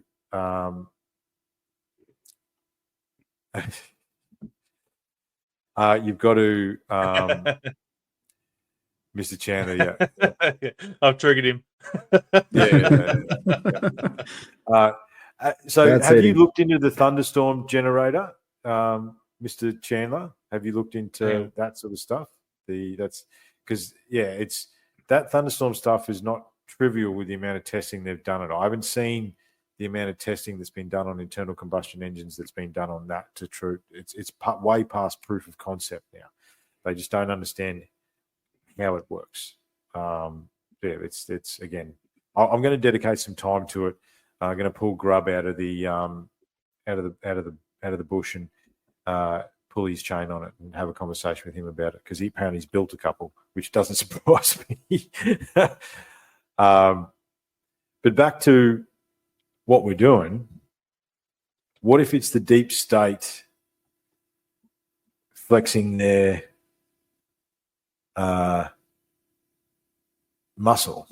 Because they were obviously tied into the agenda that was tied to the recent political, Trump winning, right, unequivocally. Those, the WF and all that sort of stuff are tied to the left, and what if the deep state's been developing this technology, and this is a show of that technology for some reason. But then you go to why? What's the reason? You know what I mean? Don't everyone talk at once. I'm thinking. Sorry, No, I'm trying trying. to deal with Wayne's thing here in the chat. Yeah. So if you think about the New World Order, Project Bluebeam, all that kind of stuff, there were certain dates that were put down, or I can't remember. Yeah, well, exactly. I think I said 96, and then it was 2000, and then it was this, then it was that. But there was something that said 2025 to 2027 was when. Well, you've got to throw Agenda 2030 onto the table as well, don't you? Correct, exactly, and it's only 5 years away. So this could just be the start of this whole thing being rolled out. COVID could have been a tester to see how we'd react to certain things. Yeah. COVID was definitely data collection for sure. Yeah. Yep. And based on how we are currently, there's videos that we've shared, of how we're reacting to, the UFOs are here. So, there's, it's that kind of stuff. I mean, obviously some people are sort of freaking out about things, but I think the majority of us are like, finally, come on, hurry up, do something. Yeah, that's right. Yeah. Give us something awesome. Yeah. See how far you can push us. Yeah. So, but we'll never have a repeat of COVID ever again. I don't think. That's where it sort of drew the line there. They pushed us into a corner, and then obviously all conspiracies and evidence started coming out, and that's where everyone's like, "Nah, fuck you." That's not happening again. That's where they started losing control. Yeah, because we started realizing we're getting fucked over here. Yes, and look, that's where I think we did sort of awaken. That's where we all started realizing, hey, what's going on here? There's different. You go. I was just going to say, there's different forms of awakening. You look at the spiritual side of things, and becoming aware of different, sides of self, and sides of that kind of stuff, spirituality, that sort of stuff. But there's also the awakening of we're actually waking up from the coma that we've been in for the last 30 years, and we're going, maybe they are bullshitting us. There's a lot of things. Yeah, well, I think they are. It's not a question. Yeah, no, that's right. Yeah, that's what I was saying before. We are waking up, but we're also becoming a little bit dumb too, because we're getting too drawn into some things that are a little bit. Keeping up with the Kardashians. Well, I think that's true. Yeah, I was having a chat to someone about this the other day, right? Because the problem is with even this drone swarm, are the orbs, the UAPs, all these sorts of stuff, right? It's hard to say, but the one of the deeper issues that we're all dealing with coming to the end of 2024 is that everything's bullshit, right? Now, that can either go two ways for you personally. You can either that can set you free, right? Because you can go, okay, well, if everything's bullshit, that means I am my own creator and I can do whatever I want to a certain degree. Or it can scare the crap out of you, because every single belief system, every single thing that you've ever done is bullshit. So, that's where religions will be going, oh, shit. Yep. Uh-oh. Right. Yeah. Well, actually, let's steer onto that then. I wanted to talk to you boys about that. Yep. The classic, we can't be told truly about the aliens in the ocean because of the religious connotations and the fact that we couldn't deal with it. Now, taking into account that not only are we in our own little bubble in the groups that we hang out in, but we're now in a larger bubble with the awesome people that are taking the time to listen tonight. Yep. Obviously, all of us here would be like, yes, let's go. You know what I mean? I think I posted a meme the other day. The aliens are going to be super confused when they turn up to overthrow leaders, and we're all stoked to help. You know what I mean? It's like, yeah, let's go. What do we need to do? Let's get after it. Yeah. But do you think? Let's use the term people woke up during COVID. I hate that that term's obviously got connotation, but they, Yeah. we awakened awakened to the level of crap during that time. Do we think if there is ultra-terrestrials or non-human intelligence or extraterrestrials or interdimensionals, depending which way you go, do you think the population at large could deal with that or not? Yes, I do. I think it's going to be a 50-50. That's my view, is that I think that the majority of people are capable and have enough what's the word? Cognitive ability, critical thinking. to accept it, but they're also resilient enough to the change that I think would come. But I think you're still going to get you're still going to get the fundamentalists and the the non-believers that are going to freak out. I think that's just my view. But I think it's kind of difficult, because it's kind of like, if we were to try to help them to understand, are we then doing what they tried to do to us when they were trying to get us to follow their religion? Are we not doing the same thing to them, kind of thing? You know what I mean? That's And I'm going to use that as myself as a bit of an example here, where you're trying to do critical analysis and explanations on what potential UFOs are, and you get the people start abusing you, going, you don't know what you're fucking talking about, you're an idiot, you don't know shit. And that's where where we're trying to say, keep using critical thinking, being analytical on what you see, what you perceive, even on social medias. Don't believe everything you see on social medias. But everyone looks at you now like you're the idiot, you don't know what you're talking about, because you're like, hey, whoa, just take a step back here. Let's just really look at the bigger picture here. Don't just go and diving in, going, oh yes, it's definitely bloody aliens and whatnot. It's like, and that's where you're saying, where we might eventually become those religion leaders trying to push your agenda. It's like, we're not trying to push an agenda here. We're just trying to asking questions. Asking questions is honestly what we're trying to do, is just ask questions.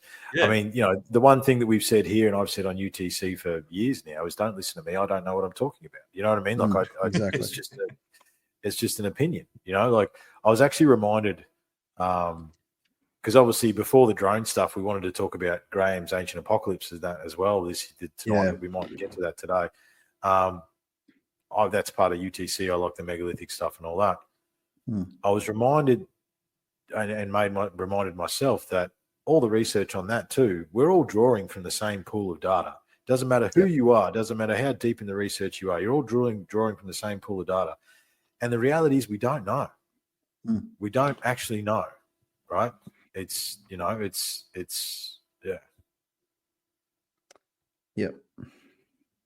it's I was trying a to lot of it's it's thing here. a lot of it's just on how we interpret it as well.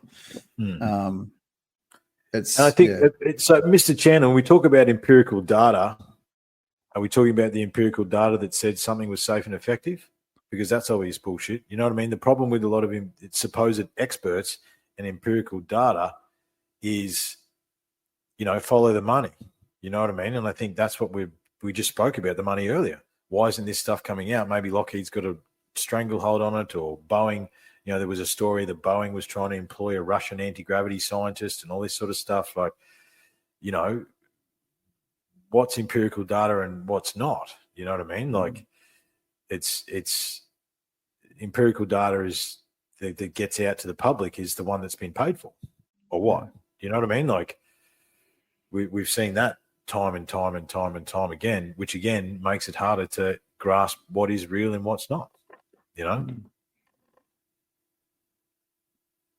And can I just say, I'm just looking at the comment about what SARS was predicted to be. It was SARS, it was AIDS, it was bird flu, it was swine flu, they just got one to stick. They just got one to stick. Yeah. What happened to the murder hornets? What happened? We missed the murder hornets, man. They were pretty cool. Where was that one at? I remember something about it. Probably killed them all. Where was that? Yeah, that was during the chaos. Yeah, the next big thing was in Asia, wasn't it? Yeah, I don't know. Well, now they're turning them in. Now they're little drones. Yeah, they've got those little drones. The ones that are about this big. Yeah. So I've got the footage here. So we'll go back to these drones that we're supposed to be talking about. Anyway, Yeah, and I tell you what, Future Turtle, we'll go to the Agreed. drones. I agree Yep. with that, Yeah. right? Mhm. I agree with that. Let's throw that up there.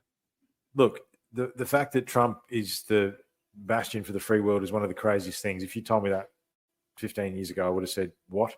However, it's where we are. But it's more about who he's got behind him this time. It's Tulsi, it's RFK, it's these guys that are behind him. And I do think, I mean, RFK is open to the UAP stuff if we can bring it back, right? You know, these people that are going in there are curious and open to that. You know, and if you think Tim Burchett is the Republican senator, Republicans have control of everything now: the House, the Senate, the whole box and dice, right? So you know, there's a lot more control that can be pushed through, or you know, questions that can be pushed through if needed. But what do you got for us, mate? Give us some drones. So on that though, with the you know Republicans being able to go into the House and whatnot and ask these questions, everyone's still going to be going behind a skiff regardless. We will never get to know the actual answers. That's the problem. But I think as humans, we deserve. Do you know what they said on the JRE with what's her name? The fighter pilot. What's his name? Grush. You know him. No, not Grush. Ryan Graves. Ryan Graves. They said that the reason that we need to know this stuff is that it's a human problem.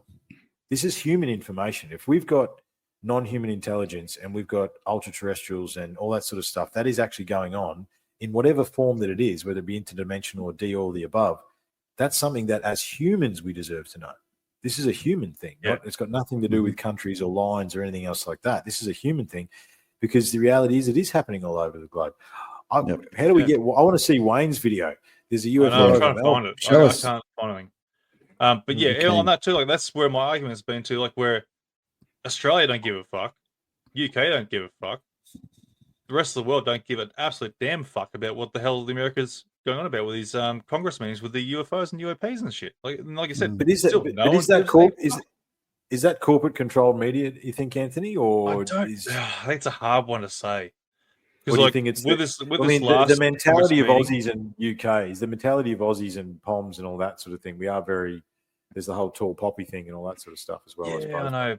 And that's where that stupid show, The Project, bloody ruins a lot of it too. Like they try to put too much humor into shit and it just fucks it all. But they're the only ones that covered the Congress meeting, the recent one. And they just made a big piss and moan about it. There's a couple of people there that they're actually pretty serious about it. But then you've got the other comedians there who they want to be funny instead of being actual, legit.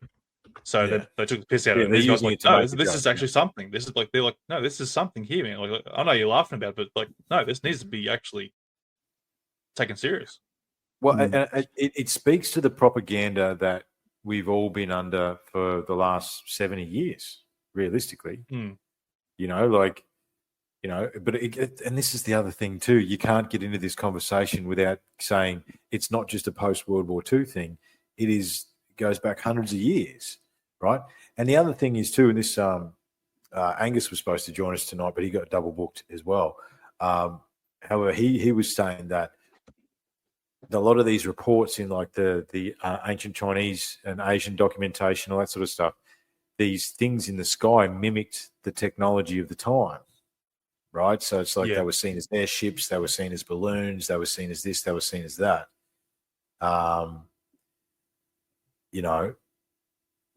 It's are these drones, let's pretend for a second they are NHI or ultra terrestrial, right?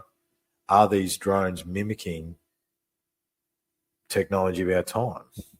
That's an interesting question, because that is, if you go back in the records for hundreds, if not thousands of years, that's what they would do.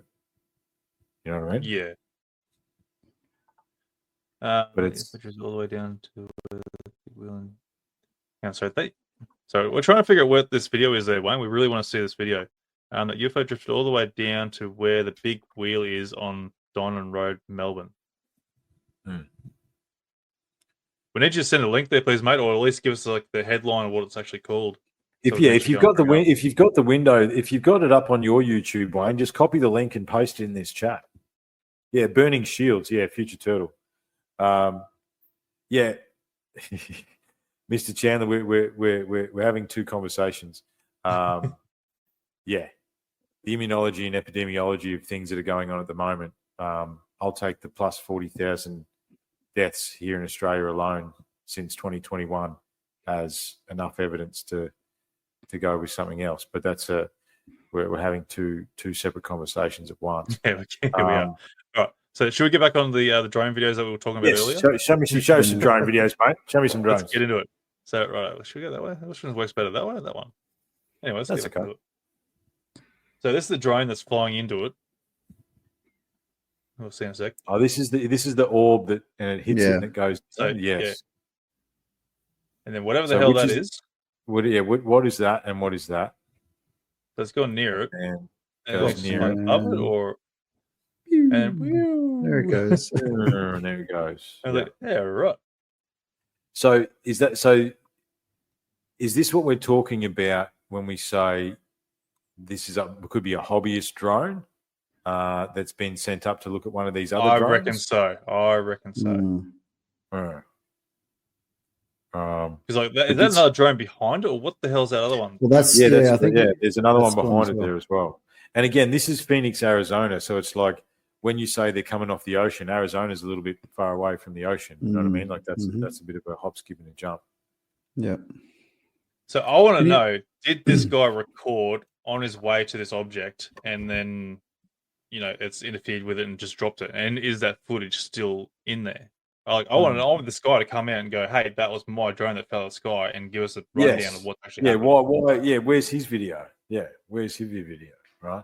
Yeah. So we've got just curiously, we've got some people saying down just in the chat here that there's some stuff happening around Melbourne because that's Fern Tree Gullies around Melbourne as well. Yeah, it is. Yeah, that's where I was. Yeah, right. I'm a Ballarat boy, mate.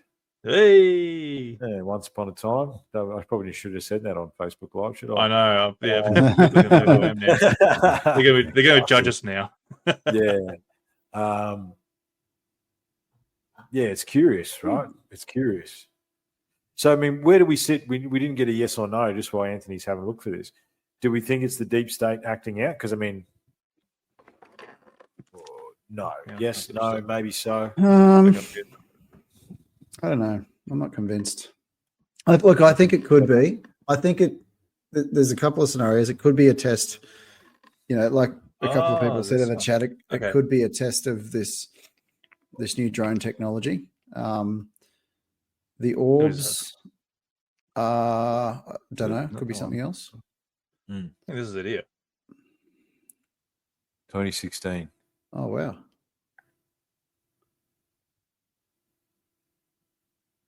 I would like to feel that if it's something sitting there for that long, that large, a lot of people would have seen that. Yeah. Yeah. Is that the one? But it is Melbourne. If we talk about corporate control, but stuff, also to say that too, like the drone pilot would have seen that and go, "What the hell is that?" Yeah. So I'm sort of on the verge of going, "Sorry, this isn't real." It's interesting. Interesting. Straight away, things aren't adding up. How many? It looks like a disc on its side, potentially. Yeah, that looks very After Effecty sort of pixelations going on. The fact that the top's flashing in and out as well is. What's that? This is different stuff. Oh, sorry. Yeah, it's going off topic on its own little thing. Let it play. Let it play. What's that? We'll look at those orbs there. Yeah, Mr. Chandler, look me up, man. I think we could have a cool conversation. Look me up behind the scenes. We'll have a chat because I think if we can't start multiple conversations at once. For him or for me or for both of us? Oh, I think it's going to be good. I think you'd be going double Joe Rogan with you guys going at it. Sounds of it. You know, I think what's our longest we've gone, like, what, 4 hours? I think is our longest. 4 hours. Yeah, I think Mhm. we're 4 hours in. We did 4. We've done a 4. Yeah. The reason we started at 6:30 Queensland time is because we're probably going to go 3 again at least. Like At least. It's already halfway there. Can we go? What was the orbs after that? Yeah, Here's this one. because I mean, this is the stuff that interests me. Like Yeah. I've seen a lot of these variations that I can't dismiss easily. Yeah. Mhm. Like, they're not flares. I don't know what they are. No, It's flares drop. And these guys are is actually that still Victoria though? horizontally. Is that No, I Doesn't think look this like is it. That looks like the US. yeah, it does Yeah, very could be. USy. So I don't know why. Oh, it says and more. So and more? So yeah, it doesn't tell us. But see, I mean, so here's some of these orbs or these balls of light Mm. converging, right? And yeah, see, 2 are taken off. Halfway there. And what gets me with some of this stuff, boys, is the formation flying. You know what I mean? That's some of the observables you got to look for. Yeah. Yeah. Anthony, I can't remember if I mentioned it when I chatted to you in your show, but I've seen, a couple of lights in formation as well, and that's very similar to what I saw. Yeah, right. Was that down in New South Wales, down that Yeah, area? it was down where I am. Yeah. All right. I've seen a lot. I've seen a lot of stuff. So this is the down here. example I was Especially- saying. Like, now when you're holding the camera here, people think the object's zigzagging around, but it's actually your hand Yeah. zigzagging around. Yeah. But you can, Yeah, right. because now you got but something there to is actually it- work on. Like, you got these beams here, the buildings, Mm. and structures. Yeah. You can actually see it is actually moving, but it's a straight line. So Wayne's saying, Okay. he goes, I seen it. It drifted through Melbourne. I saw it when it got to the big wheel. Looked up to see that myself. 300-foot UFO. Someone should have more videos on that. You saw That's- that.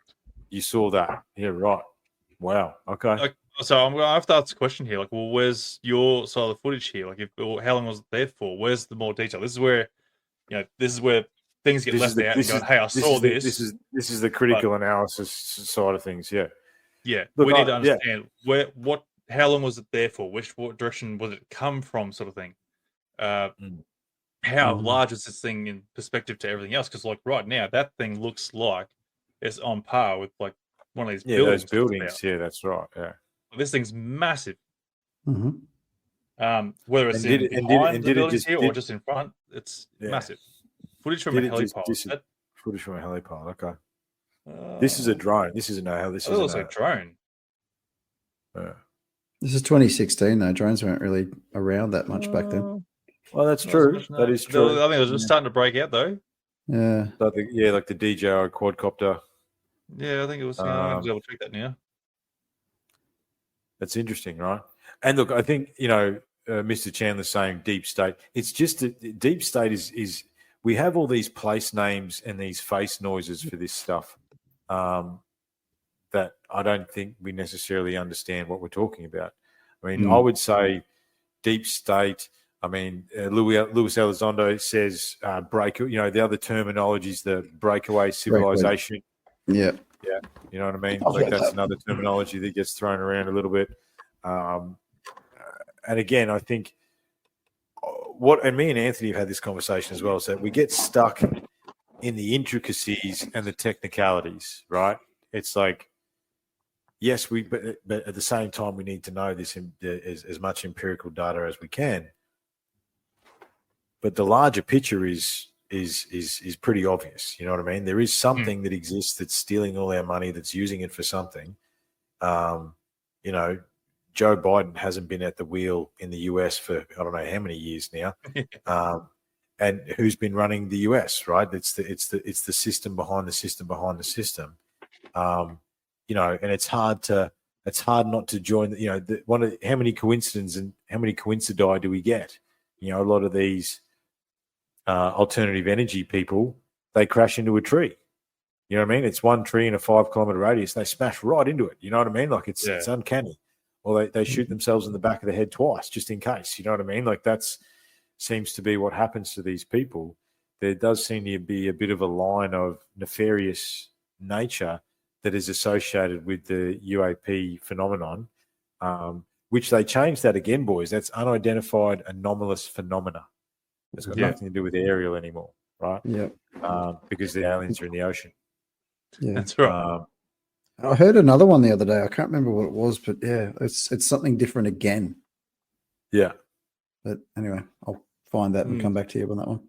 Yeah, that's all good. So I've got the other one here where, like, they actually captured the military drones. So I'll throw that up there now. I think that's supposed to go. So this is the actual.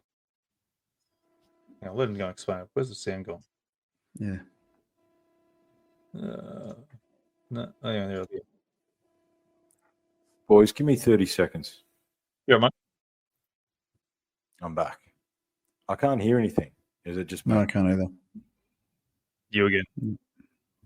No, it's not just me because No, there's no sound of the video. Oh, right. Yeah, he's talking about the single rotor drone stuff. Yeah.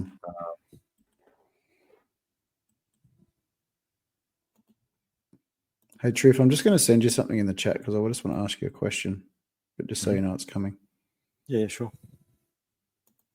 So, I mean, this goes back to what we were talking about earlier. Are these things mimicking technology or types of technology that we have?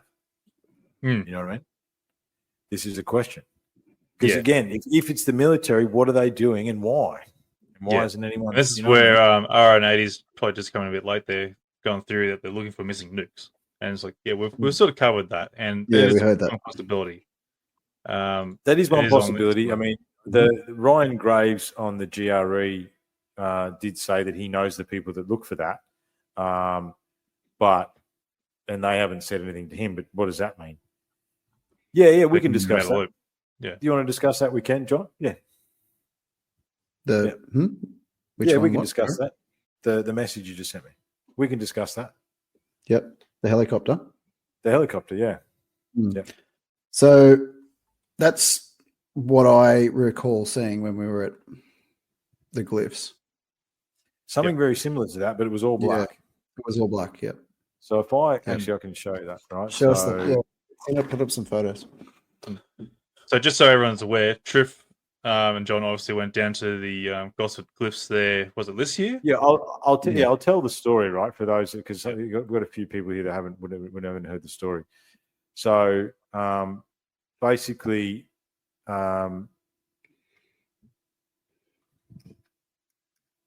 we went down to Gosford to have a look at the glyphs, and when we were down there, I was flying my drone. So we were there the day before solstice, and I was just test flying my drone and to see, see what I could see through the canopy. We were trying to make understandings about where we could see the sunrise and stuff like that. There's a whole heap of research that will be coming out on that in the new year.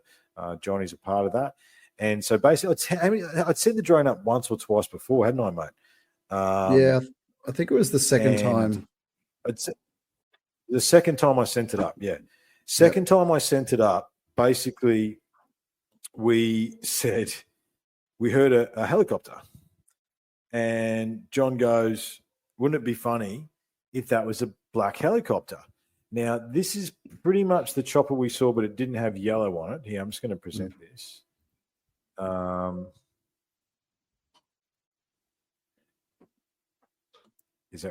That's pretty much what we saw, right? But it was all black. It did not have any yellow on it. It was black, and it was shut up and had black windows. It was black, and it sounded nasty. And we're like, wow, what is that? I'm trying to bring the drone, because I was up a bit high, right? I would have been up, I don't know, 50, 100 meters. I was just trying to get a 360 view and get an understanding of where the sun was going and stuff like that. And obviously I'm trying to bring the drone down on turbo mode as quickly as I can. And it deleted the video. I was recording a video at the time and it deleted the video. That video doesn't exist. Wow. And so fast forward, we didn't know that at the time, right? No. Fast forward, I download the DJI stuff onto my phone. We go out and have some one of the most garlic-filled kebabs I've ever had in my life. Like, the amount of garlic on that kebab was unbelievable. It was though, John, wasn't it, man? How much garlic? It was a lot of garlic. It was a lot of garlic. Anyway, we were talking about that, and it's like, oh, imagine if it deleted the video. I'm like, oh, well, we can see flick, flick, flick, and it's deleted. What I'll do while we're chatting, I'll find it. And I'll put it in the in the email. It was freaky. It was. So, but that's a and yeah. But then what you tell? Then what happened later when we went to leave? Oh yeah, so we were walking out of the glyph. So we got back to the road where the cars were parked, and there were two guys, very, very much military looking. Where like I saw them get out of. They were wearing black jackets and pants, and I saw them get out of their black jackets and pants, put them in their cars, and put on their jogging kit is all I can put it to be, but grey shirts, typical military looking guys. And we sort of walked towards them.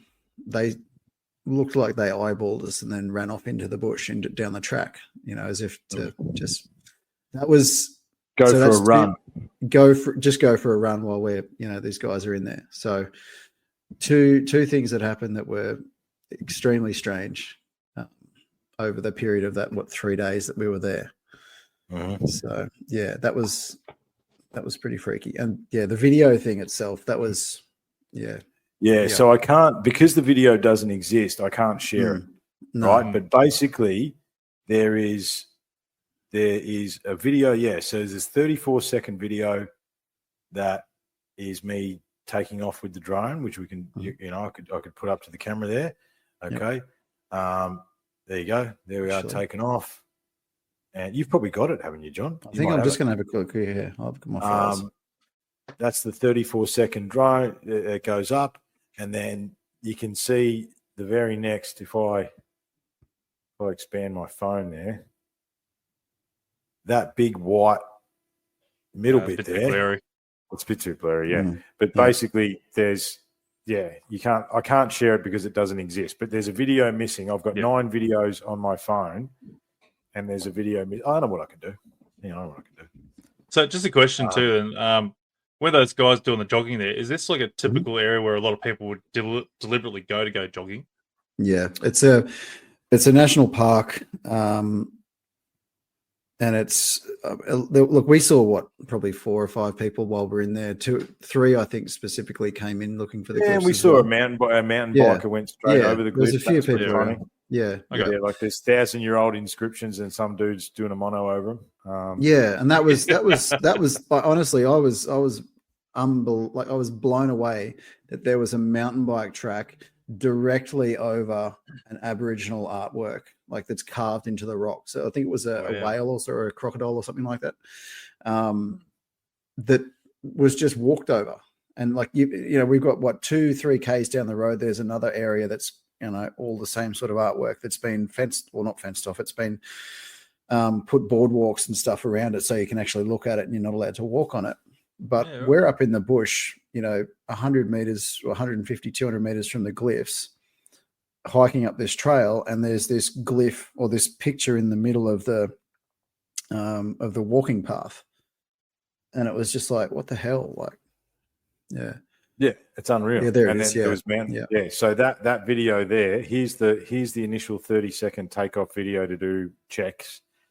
That was about a 3 or 4 minute video because I was up there. I ran out of battery, didn't I, John? I was up there. I was turning around. I was trying to get the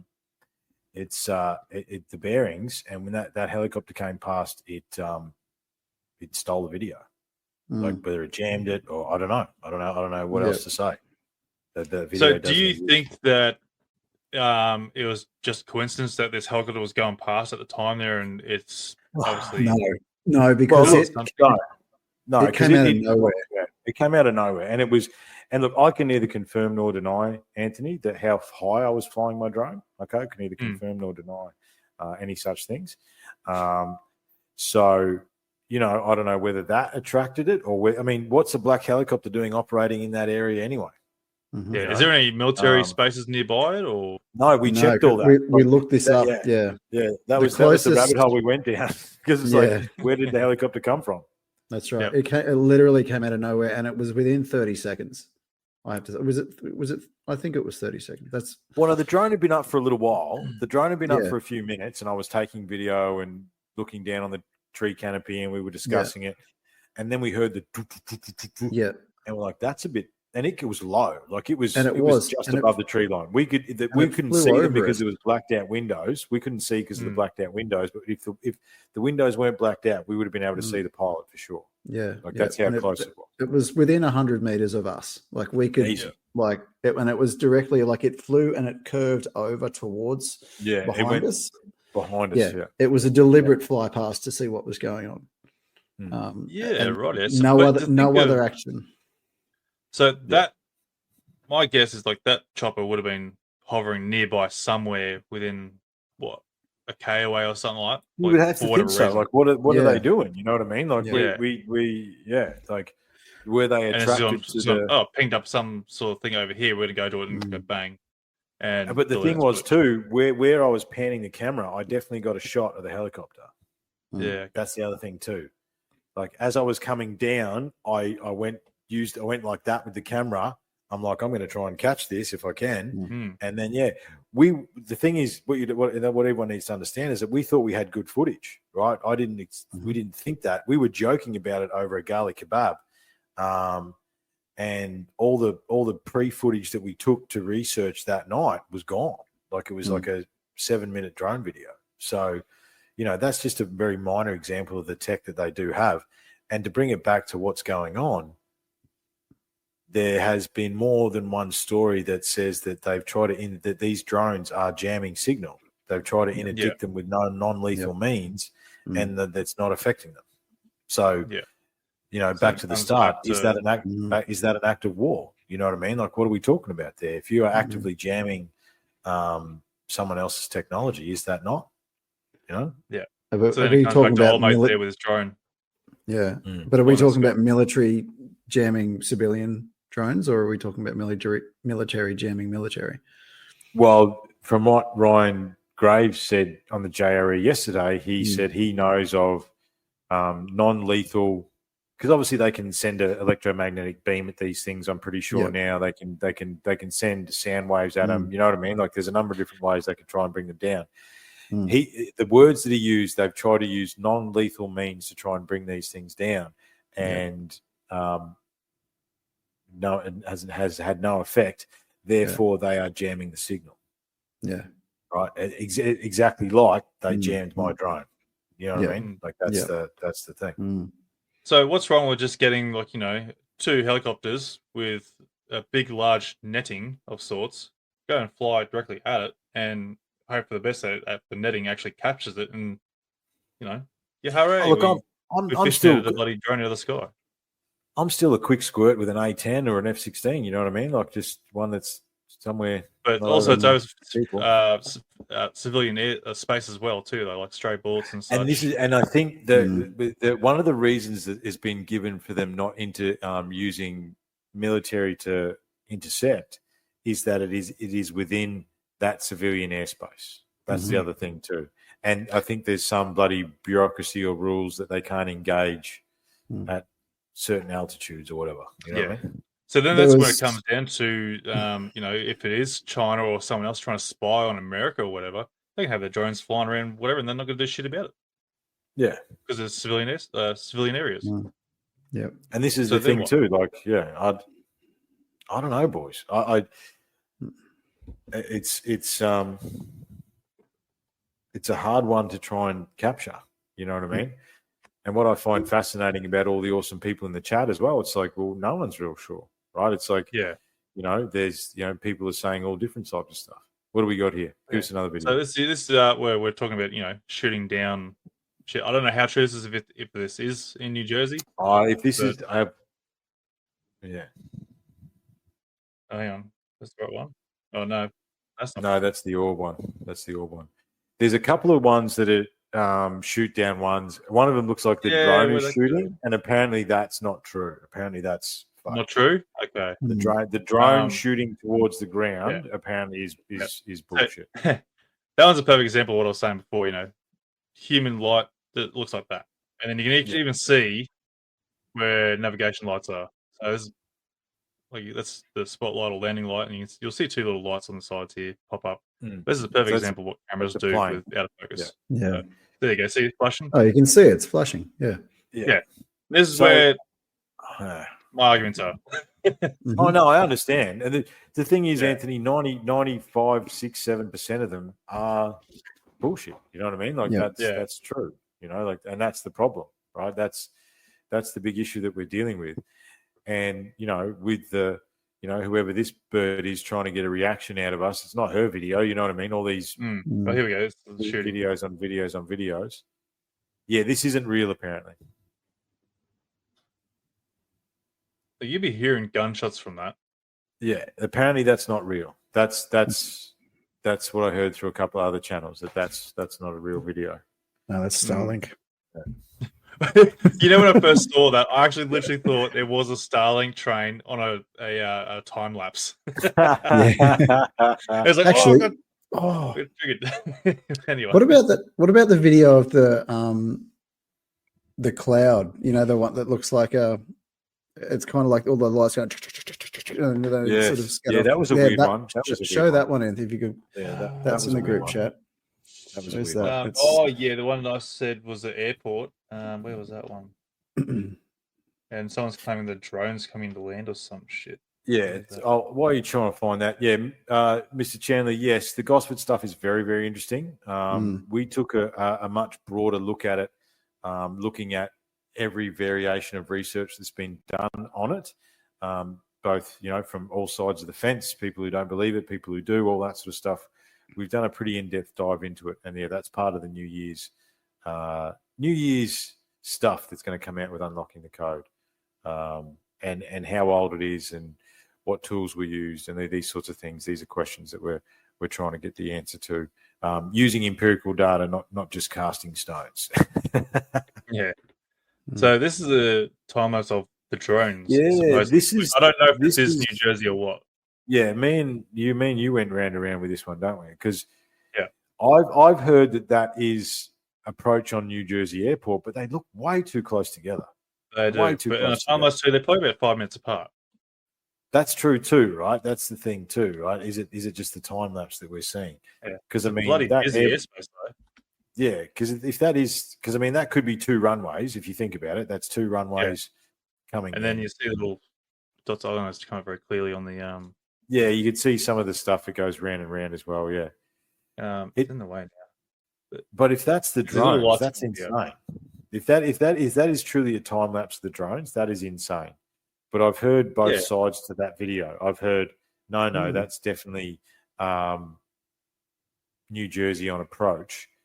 But if you slow that down, it doesn't look like they're planes, though, does it, Anthony? No, they don't. No, like you're talking about the objects themselves flying around? Yeah. The objects coming in. You got to take into account shutter speed and digital zoom, all that sort of stuff as well. What do you call it? Long exposure. So because it's a nighttime image, the long exposure is trying to that is light, true. which then creates the streaking pattern. Yeah, no, that is true. That is true. That is true. So you can probably see some planes down here. I think maybe are they planes? I don't know if they're cars or planes down the bottom there. I'm not too sure. This is the totally problem, right? Like what's real and what's not. That's this is the part of the bullshit that keeps getting shared around and going, oh yeah, there's drones. Okay? Yeah, and that's what makes you so conflicted on what you're seeing. And well, what the hell is what?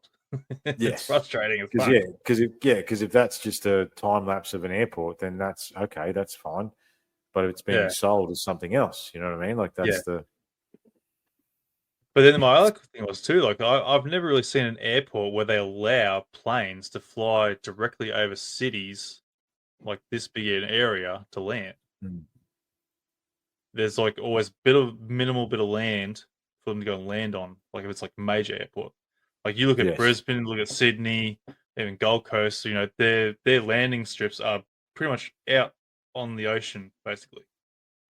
Yeah, that's true. Yeah, that is true. I remember coming into Sydney one time and damn near bloody it was in one of those old school 747s and they had the big screen and it's like your altitude is 150 feet. Then we went bang on the we hit an air pocket going over the bloody going over the city and basically fell onto the runway. James, where do you want to go with this link to YouTube? Where do you want to go, mate? What do you got for us? Oh, g'day, James. Welcome, mate. Thanks for joining us. Anthony, I just sent you that video in your chat.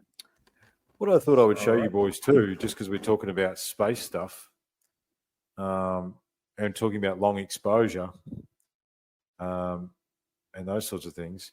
This was so basically with my telescope stuff, I got to the point where it was spend $3,000 on a telescope or start the podcast, right? And I chose to start the podcast. Worst decision ever. Yeah, it's terrible, terrible decision. But one of the cool things that I caught, boys, that I don't know that I've presented here, and I think everyone would be interested in, is I got a meteorite flying through space. Oh, yes. Well, I remember you showing me that. Check that out. All right. So that I'm pretty sure is one of the stars of Orion's belt through time lapse, right? So long story short, I set my DSLR on a 10-second shutter, long exposure, multiple shots, and I literally set it up, pointed it at that star, which I'm pretty sure is the middle star of Orion's belt, maybe, and then hit the button and walked away. Like I didn't touch it, didn't go anywhere near it. You know what I mean? Like that was the 10-second shows, 5 shots, and this was one of them. And I took it through to the telescope people down there at Slacks Creek up here. And the dude I spoke to, I'm pretty sure was an alien, but that's another story. But I said, "What is this, man?" And he's like, "Dude, you've captured something tumbling through space in that like." And we're on a lawn farm, like a grass farm, like 10 k's that way, and that's what we captured. You know what I mean? So because that was the time lapse. That's how far that thing fell in 10 seconds through my lens, just by random, just totally random. But the cool thing about this, right, is so that's the star of Orion's belt. Okay, you ready to have your mind blown for a second? Mm-hmm. Look at that. That's all the other stars. All right. So remember, that's the star. Now we've caught up. There we go. Yeah, wow. That's a star that we can see, right? That's a star that we can see. And if we go like that, that's all the other stars, boys. Right? What I did to one of my mates a few years ago now is, because he didn't believe me about this stuff. And I said, okay, that's cool, man. That's cool. What we'll do is we'll get the telescope out. I'll hook the DSLR up. You point it at the darkest bit of space that you can see, and I'll take a photo and we'll see what happens. And it did that. I've got the photo somewhere. I could try and find it. But it blew his mind, because it's like we don't have a perception of the actual space. You know what I mean? Yeah. I'm just looking through.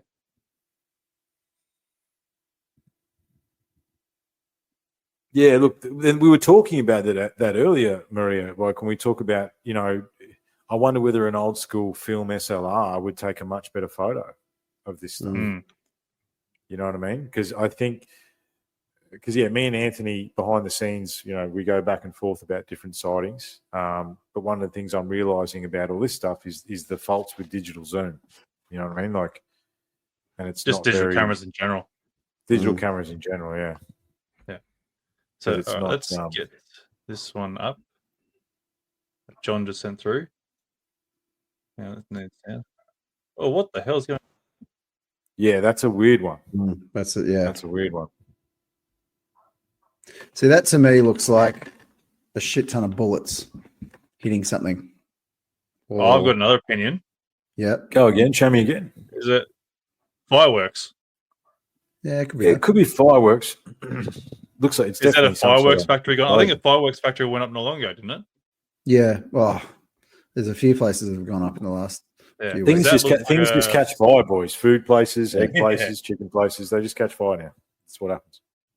But it's just interesting how it goes from one side to the other. Yeah. From right to left. it's fascinating. Like, I mean, that's one of those weird. That's anomalous. Like, if that is a true video, then what is that? Comments. Let's go to the comments here, guys. And see, where's it? Let's Where go to is the it? comments. No, it's on Instagram. Fuck you. Let's have a look. See if we can get on there. Should be able to get on there. There we go. We've got something going there. So what have we got? You see, this one's got fireworks too. Why did they do fireworks during the day? Why they do fireworks during the Maybe day? they didn't mean to. Well, see, what's all Cloud that seeding. Here smoke? we go. Look at that cloud seeding. Love it. That's not cloud seeding. It's a The fun cloud seed up here for winter. Trust me, it's not cloud seeding. Yeah, look, I don't. You know, that could be. sorry, Mr. they've Chan, it stopped could be doing right there. Could be right there. Mm. Could be atmospheric entry. Yeah. Mm. Yeah, Off the but see, the Magic smoke's Dragon, coming. yeah. Look at the smoke to the right. Yeah. Just- It's see where the Yeah, tree right. is. Look at where the You think tree maybe is, they're engaging. and look at down the bottom. There's smoke coming up from the ground. What's Yeah. that? See what I mean? Has like, it's probably a little bit of distance away, and where how far Mm. fireworks shoot off? Like they're what about 500 meters, maybe, like till they Yeah, actually go maybe. and explode. Yeah, Yeah, that I doesn't don't look know. like. It's- It doesn't it's look a like weird fireworks. one, though.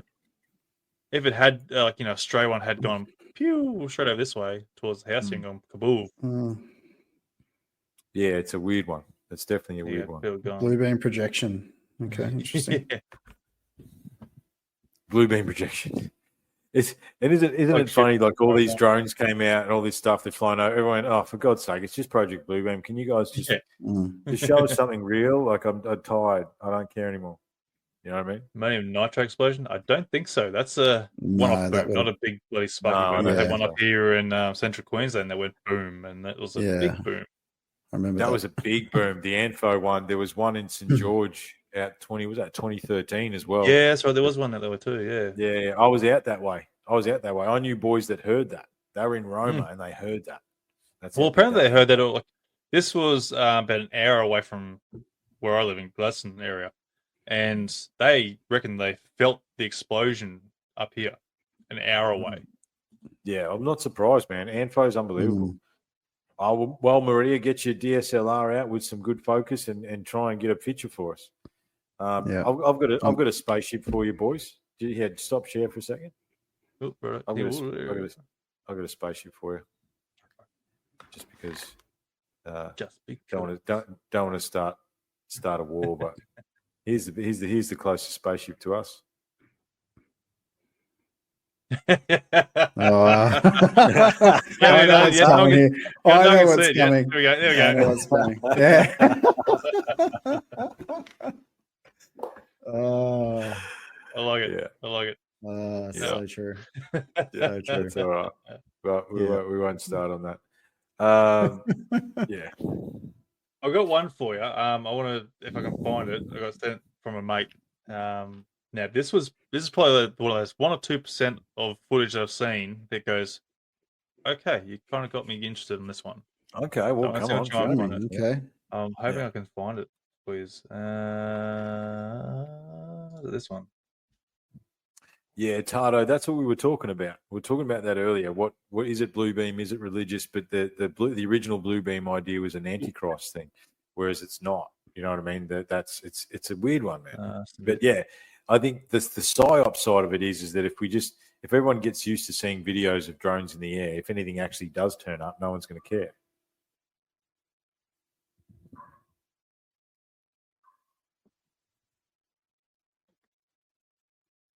What do you got for us here, mate? I'm searching. Just entertain for a second. Yeah, it's good radio. It's good radio. Big good radio. blobs of silence. Yeah. Yeah, big dead spots. I can put an ad into that spot. So Mr. McDermott said it was the aliens from the underwater finally showing themselves. What do we think about that? We can only hope. Yes. I can't see You where know it's what I mean? finally exposing themselves. Where's the Yeah. sense of that? Yeah, I We don't could know. only hope. Data. I don't know. Like I want to look Fox Mulder. I want to believe, Yes. but until we actually get some, Oh, you know, legit footage or something that's not AI generated. But or how do you other- believe what's legit Exactly. footage? Isn't This that is the half problem. we got? right? This is Isn't the that what we're problem. doing here? This is the problem. Yeah, we that what we we're doing? just can't believe it. You know, like Mm. unless one turns up at my doorstep and says, "Hey, I'm from the ocean." Yeah. You know what I mean? Yeah. You know. Hi, my name's Nemo, and I'm from the ocean. Yeah, Yeah. exactly. All right. So I think I'm on. I think it was on the TikTok bullshit Sure. ones. So, yeah, bloody TikTok. So so what is it then, John? Right? We just come back to nobody knows, and there's random flying things in the air. UFOs are Yeah. just part of our life now, right? Is that Yeah. where we land, or like what do we do with that? Your guess is as good as mine. I mean, Good. That's great. oh my goodness. Oh my goodness. Solving all the big questions here tonight. This I'm not is gonna we go- are we're totally solving the questions. I need another drink. Hang on. Yeah, no, you're right. I'm ready Look, for yeah, another Future beer. Turtle is right. Future Cheers. Turtle is right. Well, look, we are plus 2 hours, boys, so I don't know how much longer we're going to go, but Future Turtle is right. Everyone, look, again, we're sort of in a bit of a fishbowl here. However, the term Foo Fighters actually refers to the unidentifying flying objects and orbs and round saucer-like stuff that they were engaging in World War II. You know what I mean? It's I wonder, boys, whether it's the See, speaking of the X-Files, I actually started rewatching the X-Files. Do you know how hard in the paint they go straight away? Like I'm 3 episodes in, and there's a demon in the bush, and it's a Neanderthal, and then there's you know what I mean? Like they go really hard, really quick. I didn't realize that. But yeah, I mean, this is the other thing too, guys. These orbs, these ships, these things have been coming in, seeing everything, and seeing us for many hundreds of years. If that's the research that I've done over the years. Yeah. So it's not like it's a new thing. It's just new into the global lexicon of everybody else, I suppose. Yeah. All right. So I finally found it. So let's. Good, mate. So is it? Yeah. Thankfully, I can ramble, I suppose. Thanks for entertaining. Yeah. All right. What do you got for us? Show us. Oh, now TikTok's going to raid all our phones. Yeah. I don't have TikTok.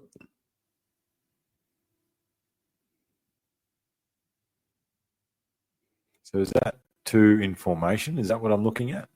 No. What are the other little ones? Going by the flare, I'm guessing this is the moon. So what are we looking at? We're looking at the ones to the right. The one in the middle. This one there. I was initially thinking it was a rocket launch. What is everything else around it too, though? Is that just bugs or what's going on there? Stars. Okay. But they're moving. No, they're not moving. No. Or the thing, the other thing's moving. This thing here's moving. Yeah. So I'm thinking it was interesting. I'm thinking it's a rocket, but it looked like it started taking off real quick, but it disappeared as well. Yeah. Rockets don't disappear that quick. No, not like that. And that's where things sort of got a little questionable. Like I was like going, all right, I think it's a rocket launch, because like rocket launches do look a bit like that. Yeah.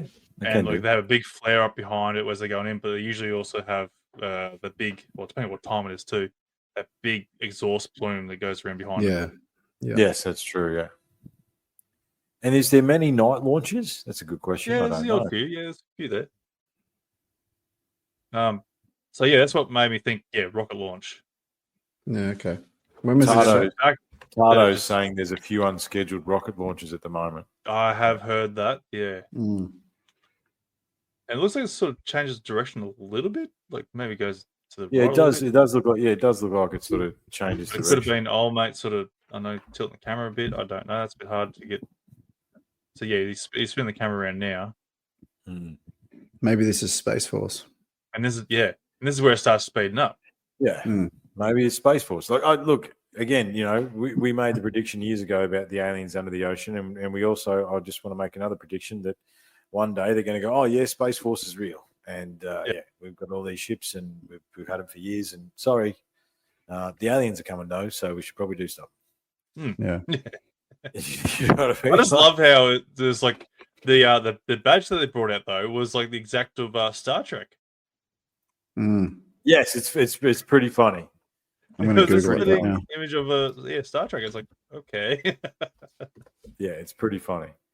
That the Space Force badge is practically the Star Trek badge. I mean, the thing is that there's definitely a side to this where I think they're just taking the piss out of us. You know what I mean? Like I think Yeah, it's they're quite a humoring funny us. thing. Yeah.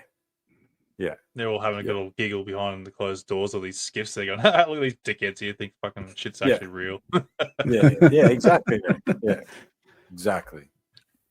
So hang on, what's Turtle saying here? Do you guys think there's any mega structures on mainland Australia? Well, Gosford Glyphs aren't really a structure as such, but there's evidence of something there. But Yeah, look, it's when we say megalith, megalith Are you talking structures like on mainland. pyramids Yes, of size? no. If we're talking generic megaliths, future turtle, yes, absolutely. There was Australia's Stonehenge. There's multiple accounts of standing stones that have been pushed over throughout the 1900s. Some of that evidence is more credible than others. Look, I think there's still standing stone circles. Look, at Unlocking the Code, we've spent a fair bit of time on this, and we're going to spend some more time on it as we come into the new year to try and join some of these dots. However, yeah, I think so. I think Australia is an unrelated. The thing about the megalithic puzzle is that what's missing, the biggest island continent on the planet, is what's missing. Now, that doesn't make a lot of sense to me or us, right? And yeah, I think there was definitely evidence. But Australia's Stonehenge story is a pretty. I've done a number of pods on that. But yeah, long story short, it was bulldozed in 1946. If we are to believe the survey documents that were done by Frederick Slater in the mid-30s, it was more intricate and larger than Stonehenge in Britain. And yeah, it was technically done on a man-made hill as well. And I do have a long-range photo of that man-made hill. I've been to where it was, but we couldn't get onto the dairy farm that it now is. But outside of that, next time you're around Mullumbimby and the East Coast, that's that part of New South Wales, just keep your eye out for standing stones. They're everywhere, right? And I'm not saying all of them are from previous civilization, but what's the obsession with standing stones up all along that area? Like everywhere. There's so many. I've got a whole slideshow dedicated to that. But yeah, I can share a picture of it if you want to just allude them to it. Yeah, you can, mate. If you've got one handy, I've got different folders open tonight. Yeah, I'm just gonna. What happened to the Gympie pyramid thing that you guys were looking into a while back? Now it's got I think it's been cut in half, hasn't it? Thanks to the Gympie bypass. Pretty much. There's nothing came really out of it, though, did they? Like saying, like, to sort of prove that it was some sort of structure. Yeah, look, it is not. I've actually. Sure? Do you know what's fascinating about that's Australia's Stonehenge there. There's a better shot of it. Yeah, that's not the best one, but no. So we want to divert into the Gympie Pyramid just a little bit. Long story short, it is not a pyramid as such. It is a ridge line, and depending on who you talk to, it's called Jaki Kundu. And the front of the Gympie Pyramid technically still exists, right? Now, curiously, and just I don't know why, I think me and the boys are one of the last field teams to go up there and take photos before it was bulldozed. Not long after. Because you were wanting to go and organise to get a LiDAR up there and shit like that. And we got a ground penetrating radar up there and all that sort of stuff. So that is what you would call these walls that run up the side, right? So if we go, you can sort of see there's one there. You can see that there's one in the brush here. There's another one there, and there's another one there, right? You can. But that's probably the most prominent one. We clean that out a bit, but there's 3 or 4 rows, and you can sort of see how it's pyramidal in nature, right? You can sort of see how it's I'm standing at the bottom there, and it is going up in a pyramid style. That's probably a better photo of it, right? So you can see from a point of view, it definitely looks pyramidal in nature. This is just. But again, so the mainstream. I'll just flick through some of it. This is a lot of this is that actually there's the radar in the background. That's the radar we hired in the background to try and see if there was any voids under the earth, which there wasn't. It was inconclusive. Look, guys, with the Gympie Pyramid stuff, this is this is some of the interesting stuff. Okay,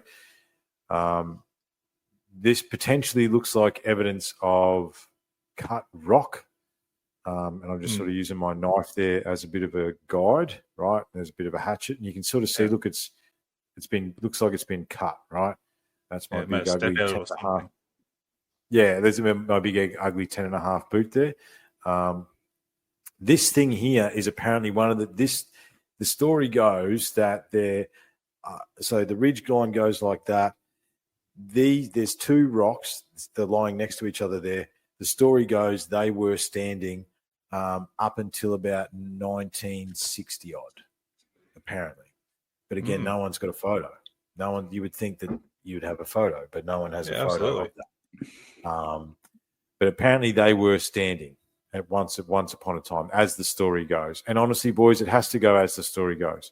My experience with the Gympie Pyramid and the things that I did up there, it ended very poorly. But that's not for tonight. But extraordinary claims require extraordinary evidence, as we know, and there was not a lot of extraordinary evidence to be found. There was definitely some interesting stuff, don't get me wrong, but it's the thing is too, like since I took these photos, and it's interesting how your perceptions change, right? When I took these photos, it's like, it's cut, it's right angles. Well, no, I've seen several variations of limestone and other types of stone that break in right angles. You know what I mean? That's not, and these aren't exact right angles. You know what I mean? So it's like 90-degree angles don't exist in nature. Yeah, Straight that's lines. not true. Yeah, that's not true. Yeah, that's not true. Some of this stuff was done for using an app that tries to bring ink out of different types of stone. This is probably, we've stumbled upon the most interesting thing that I found while I was there. This is what I call the preparation stone. Okay. So the story goes, when we talk about megaliths and stone, is that it, in order to cut stone, there was an elixir made of 3 different things. And prickly pear is one of those things. You mix prickly pear and 2 other things, plants, I would say, and basically you can create something that melts stone. If I knew what the other 2 things were, boys, we'd be melting stone in the backyard. I don't know what they are. But curiously, there was a lot of prickly pear up on Jucky Kundu, okay, at the Gympie site. Now, for me, what this looks like, and I've got to, if we keep moving forward, there was some weird symbology. There we go. Come back to this. Yeah. So that looks like it's been cut, right? That doesn't look like it would break off like that. Okay. That there looks like there's been some sort of tool sharpened through there. If you look, it sort of goes that way and that way, right? And if you look at the bottom here, and I think there's the next photo is that, yeah. I'll just zoom in on this, you can sort of see the rings. Can you see the rings there, boys? It looks like some sort of solution has been created in that, right? And considering it looks melted, like it's very smooth, that stone, I postulated that potentially this was them messing around with that solution to cut the stone. And yeah, that was something weird that we found. That's just a bit of sandstone. But yeah, that was probably the most interesting thing that I found at the Jucky Kundu site, boys. Technically, the front of it still exists. It's got all big fences around there. As I said, there's a much longer story to that. Probably the most curious thing that exists in Gympie is the polygonal masonry, right? And there's a key. There's one that this is the shot. I've only ever got one post on Instagram that's got like 1,000 likes, right? This is the post. Because I put this post up and said, "Pop quiz, where is this?" Right? And of course, everyone said Pumapuku, everyone said Egypt, everyone said South America. So a couple of people said Greece because there's some polygonal masonry. Italy, there's some polygonal masonry. No. That's about an hour and a half north of me, outside a church in Gympie. Oh, get out. So what is polygonal masonry doing in Gympie? You know what I mean? Yeah. It's weird. Right. And if we go that's the money shot, right? That's the money shot. But if we go back, so tablet was erected to commemorate 70 years at 1938. That's when they finished it, right? That's the backside. This is the more primitive stuff. Here you go. Like that rock there, or this one here, look, that one there is 1, 2, 3, 4, 5, 6, 7 rocks holding this one up there. Right? It's just weird that should be at a church in Gympie. And then there's all sorts of echoes around Gympie of polygonal masonry like that, right? Of people trying to imitate it. And the story goes, again, extraordinary claims require extraordinary evidence. I don't have the evidence, so the story goes, okay? The story goes that wall, this wall that is around the Methodist Church in Gympie was donated by someone to create jobs in the Depression era. Okay, so basically they donated the wall, and so that's why they look so worn, and they restructured it. That's why they look so worn and broken. And the thing is, if you start looking at them, and look, I've stood and looked at this wall for quite a while. If you start looking at them, some of them are in the wrong spot. It's like that one needs to come out and do that and go back in again, and then it fit better. You know what I mean? Because it was put together by a bunch of workmen in the you know, like who the hell's that way, even that white one up above that one there, that one looks out of place a little bit. Yeah, exactly. Some of them look out of place. But it's weird, man. It's weird. Yeah. And like, it's almost there, but it's not quite there at the same time. Yeah, I know what you mean. So look at that, right? So I mean, some of that's pretty precision, but that's the one. Look at this. So a pentagon type stone, right? So this one here, 1, 2, 3, 4, 5, 6, 7, 8, 9, 10 stones would have been cut to make this stone. To make that stone fit. You know what I mean? Like, why? Who's going to have time to do that? Yes. And who's going to keep going rehand or just going to sort of like chisel out a little spot here to go, oh, that's not quite fitting. I'm going to chisel it a bit more and pick up a bloody half-ton bloody brick. And this wall runs for about 300 meters, boys. It runs all the way around the corner of Surface Hill. Yeah. This is in Gympie itself. In Gympie, in the Gympie town itself, Surface Hill Church. Yeah, here's another one. Look at this. Go through it. Yeah, this one here. Look at it all. It's weird, right? Like, why they fell on that rock there? The one on the very right. Why they fell on that one? And see what I mean. See how. So if I zoom in there, right? Here's a good example of the. Oh, what am I doing? Can I go in? Doesn't want to let me go in. No, it's having a freak out. But see the precision that these are in the middle here. But then all around them, they're not, right? See, and that's because they've been double handled. Yeah. You know what I mean? They've been moved. So, everything on the lower area, like the lower sort of place, looks like it's, not really correct. No, that's what I mean. Some of it, if you stare at it long enough, you it's almost like you want to pull it apart and put it back together again. You do, actually. It could be like, and see, this is an imitation, right? So that's whoever did that, right?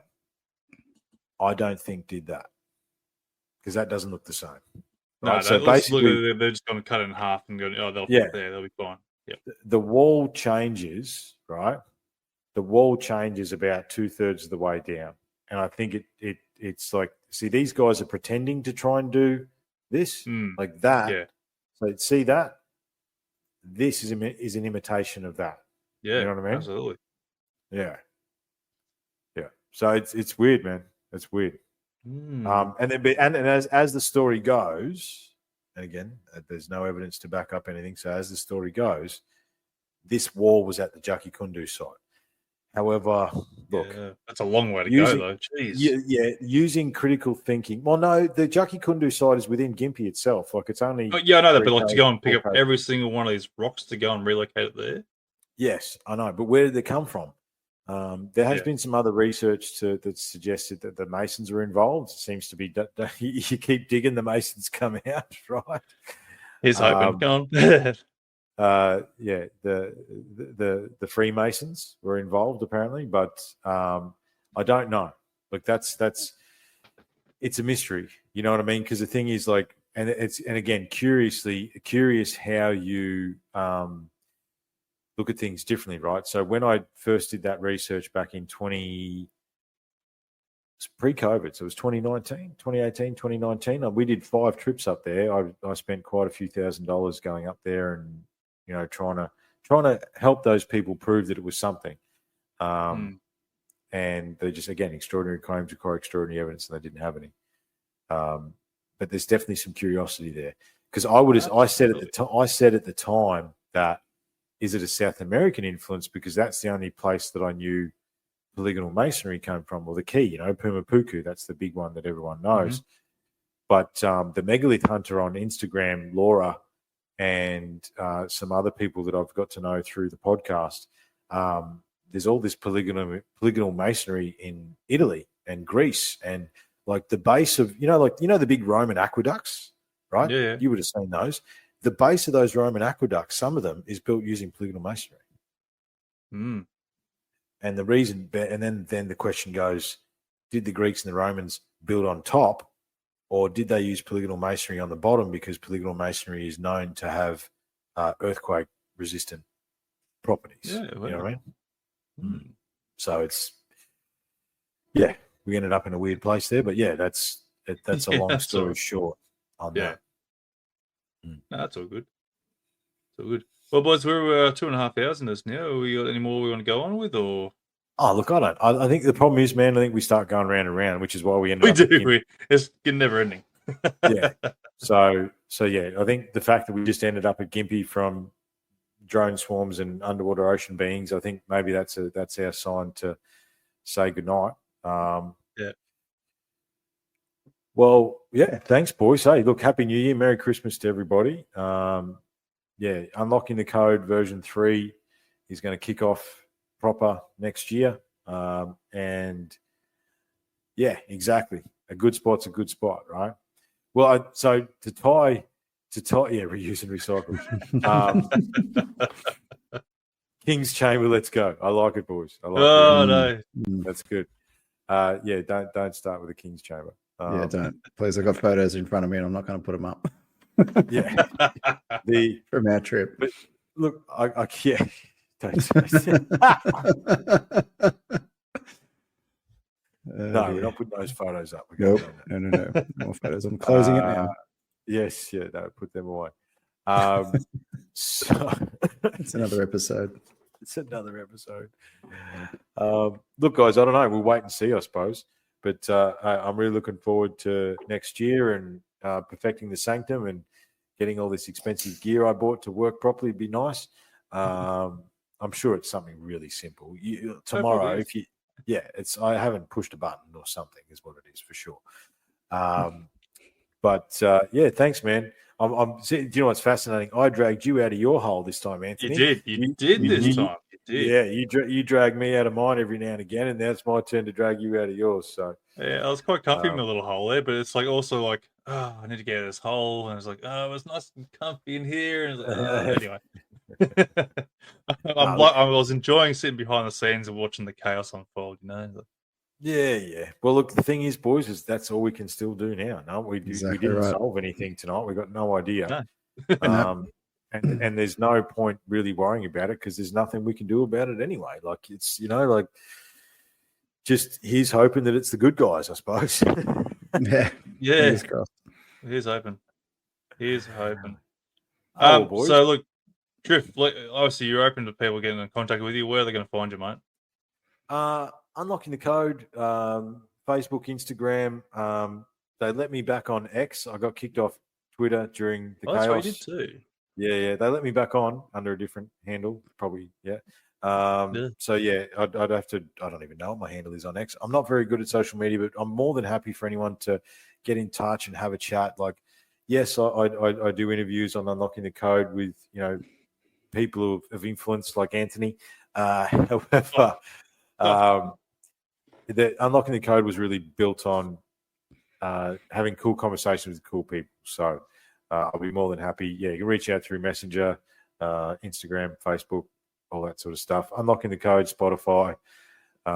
There's not too many episodes this year because 6 months ago this studio was a pale blue and it's now it's not. But next year there's many things in the works, and one of them is getting Anthony on. I'm going to interview Anthony. He's coming on. We're going to do it. Oh no! Because I've been on his show. We've done these, but I haven't had him one-on-one in the for Unlocking the Code. So I'm looking forward to that. Awesome, boys. Well, happy Christmas, Merry New Year, and all the rest of it, whatever it is. You too. You too. Thank you. Yeah, Merry Christmas to the kids and the missos and all the relevant people, and everyone out there. Please stay safe, and I really appreciate it tonight. That was cool. We had a lot of people enjoying us and lots of comments, and so huge thanks to everybody in the chat. Yeah, we've got to do more of these, boys. We do. You know what I mean? Like, I think if we do these, once a month, once every couple of months, we'll get a bit of a roll on with them. You know what I mean? Absolutely. I think that could be good fun. So I reckon people should go and throw in the comments there what topics they sort of want us to go and try and cover. See where they want to go and which rabbit hole they want to get down. And I reckon. Yeah, absolutely. Well, look, who knows? Put it on the Facebooks there. Put a vote out there and go and look. What do you want to look at? What do you want to? That could be a good idea, man. Let's put it on the couple of the pages and put a couple of topics up for vote in the new year, and we can cover what the good people want us to cover, and to just have a bit of fun and share some ideas. And awesome to see you, boys. You too. Absolutely. Hopefully next year we can all meet up face to face somewhere along the way. That'd be cool. Absolutely. Yeah, it would be amazing. I think EDU is due for another UFO hunt. I don't like expedition. I'll say like UFO expedition. I like to call it. Yeah. Well, look, I don't know where the UTC expeditions are taking us next year as well, man. So we'll Pond Gap. If there's a few of us that can't stop us all, just barge in there. Everyone invade Pine Gap. That's it. Can't stop us all. This is the problem, right? This is the problem. The people in the chat start throwing weird things at us just to try and get us to keep going, and then it's another hour. That's it. Let's stop now. Yeah. I've got to work tomorrow. Yeah, I've got last day tomorrow, boys. Last day. So last day of the year. I've got to get up and go to work. So it must be nice awesome, to have fellas. I did work FIFO. Don't start with me. I work roster, but I work the public holidays. I miss out on all the Christmas time. Oh, it's something. No, look, man. I did my time in the desert and the jungle, dude. You miss out on a lot. I understand. You do. Thanks, Future Turtle. Also, don't get thank you. I don't have to go and deal with the normal lifestyle working 5 days a week bullshit. So it's great. Yeah, that's true, man. That's true. Yeah. Mm-hmm. Yeah. Storm the Gap 25. I love it. Yep. Love it. Let's try and make a thing of it. Look out, government. Hey, which gap are we talking about here? Careful. Whose gap or what gap? No, stop it. Keep this G rated. Started me now. Oh no. Yeah. But look, I'd like to say a massive thank you to everyone who has been listening in throughout the year or even the year prior. It's been a fantastic year. We have been a bit quiet with our episodes and that and whatnot. Especially myself, I've been sort of a bit more family orientated in the last 6 months and whatnot. But I'm hoping to get back in here and get back on the bandwagon. Another part of that is too, Anthony is changing his perspective. Everyone, that's what's actually going on. How do you mean? How's my perspective? What? You wait till you get on Unlocking the Code, mate. I'll tell you. Yeah, right. I've been observing. Everyone knows that, I'm a little bit too critical when it comes to social medias there, and I'll throw everything under the bus, basically. And that's it hits you. It like you said to me the other day. I'm jaded, and I am bloody jaded.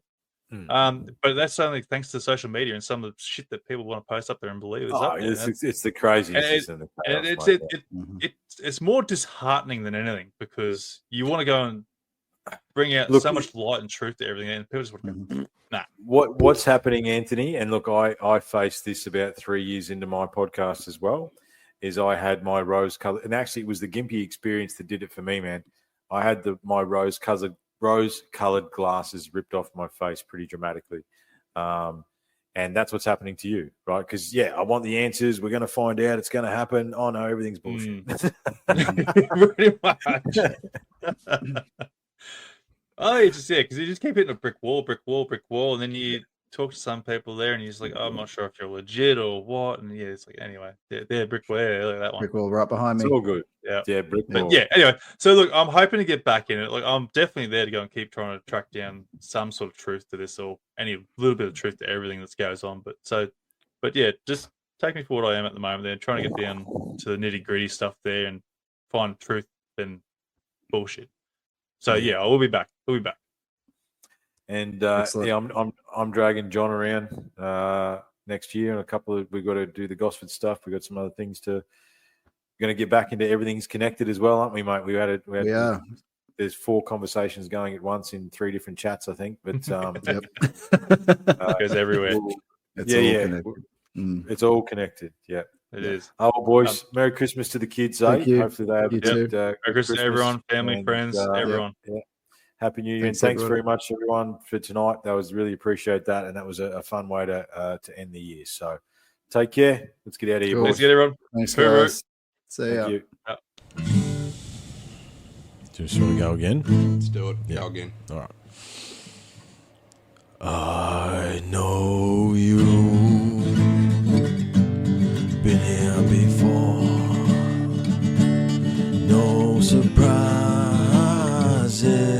settle the score. I know the darkness deep inside, reckless rage, poison pride. I know the anger, I know the pain, and I know the fear we do not name. And the one who comes to find me when my time is through, I know you,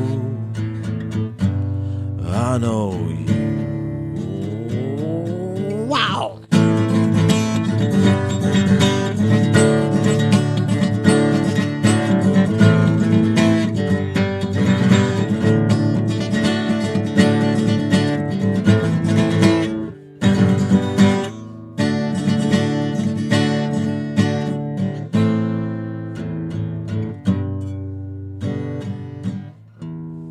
I know you. Better.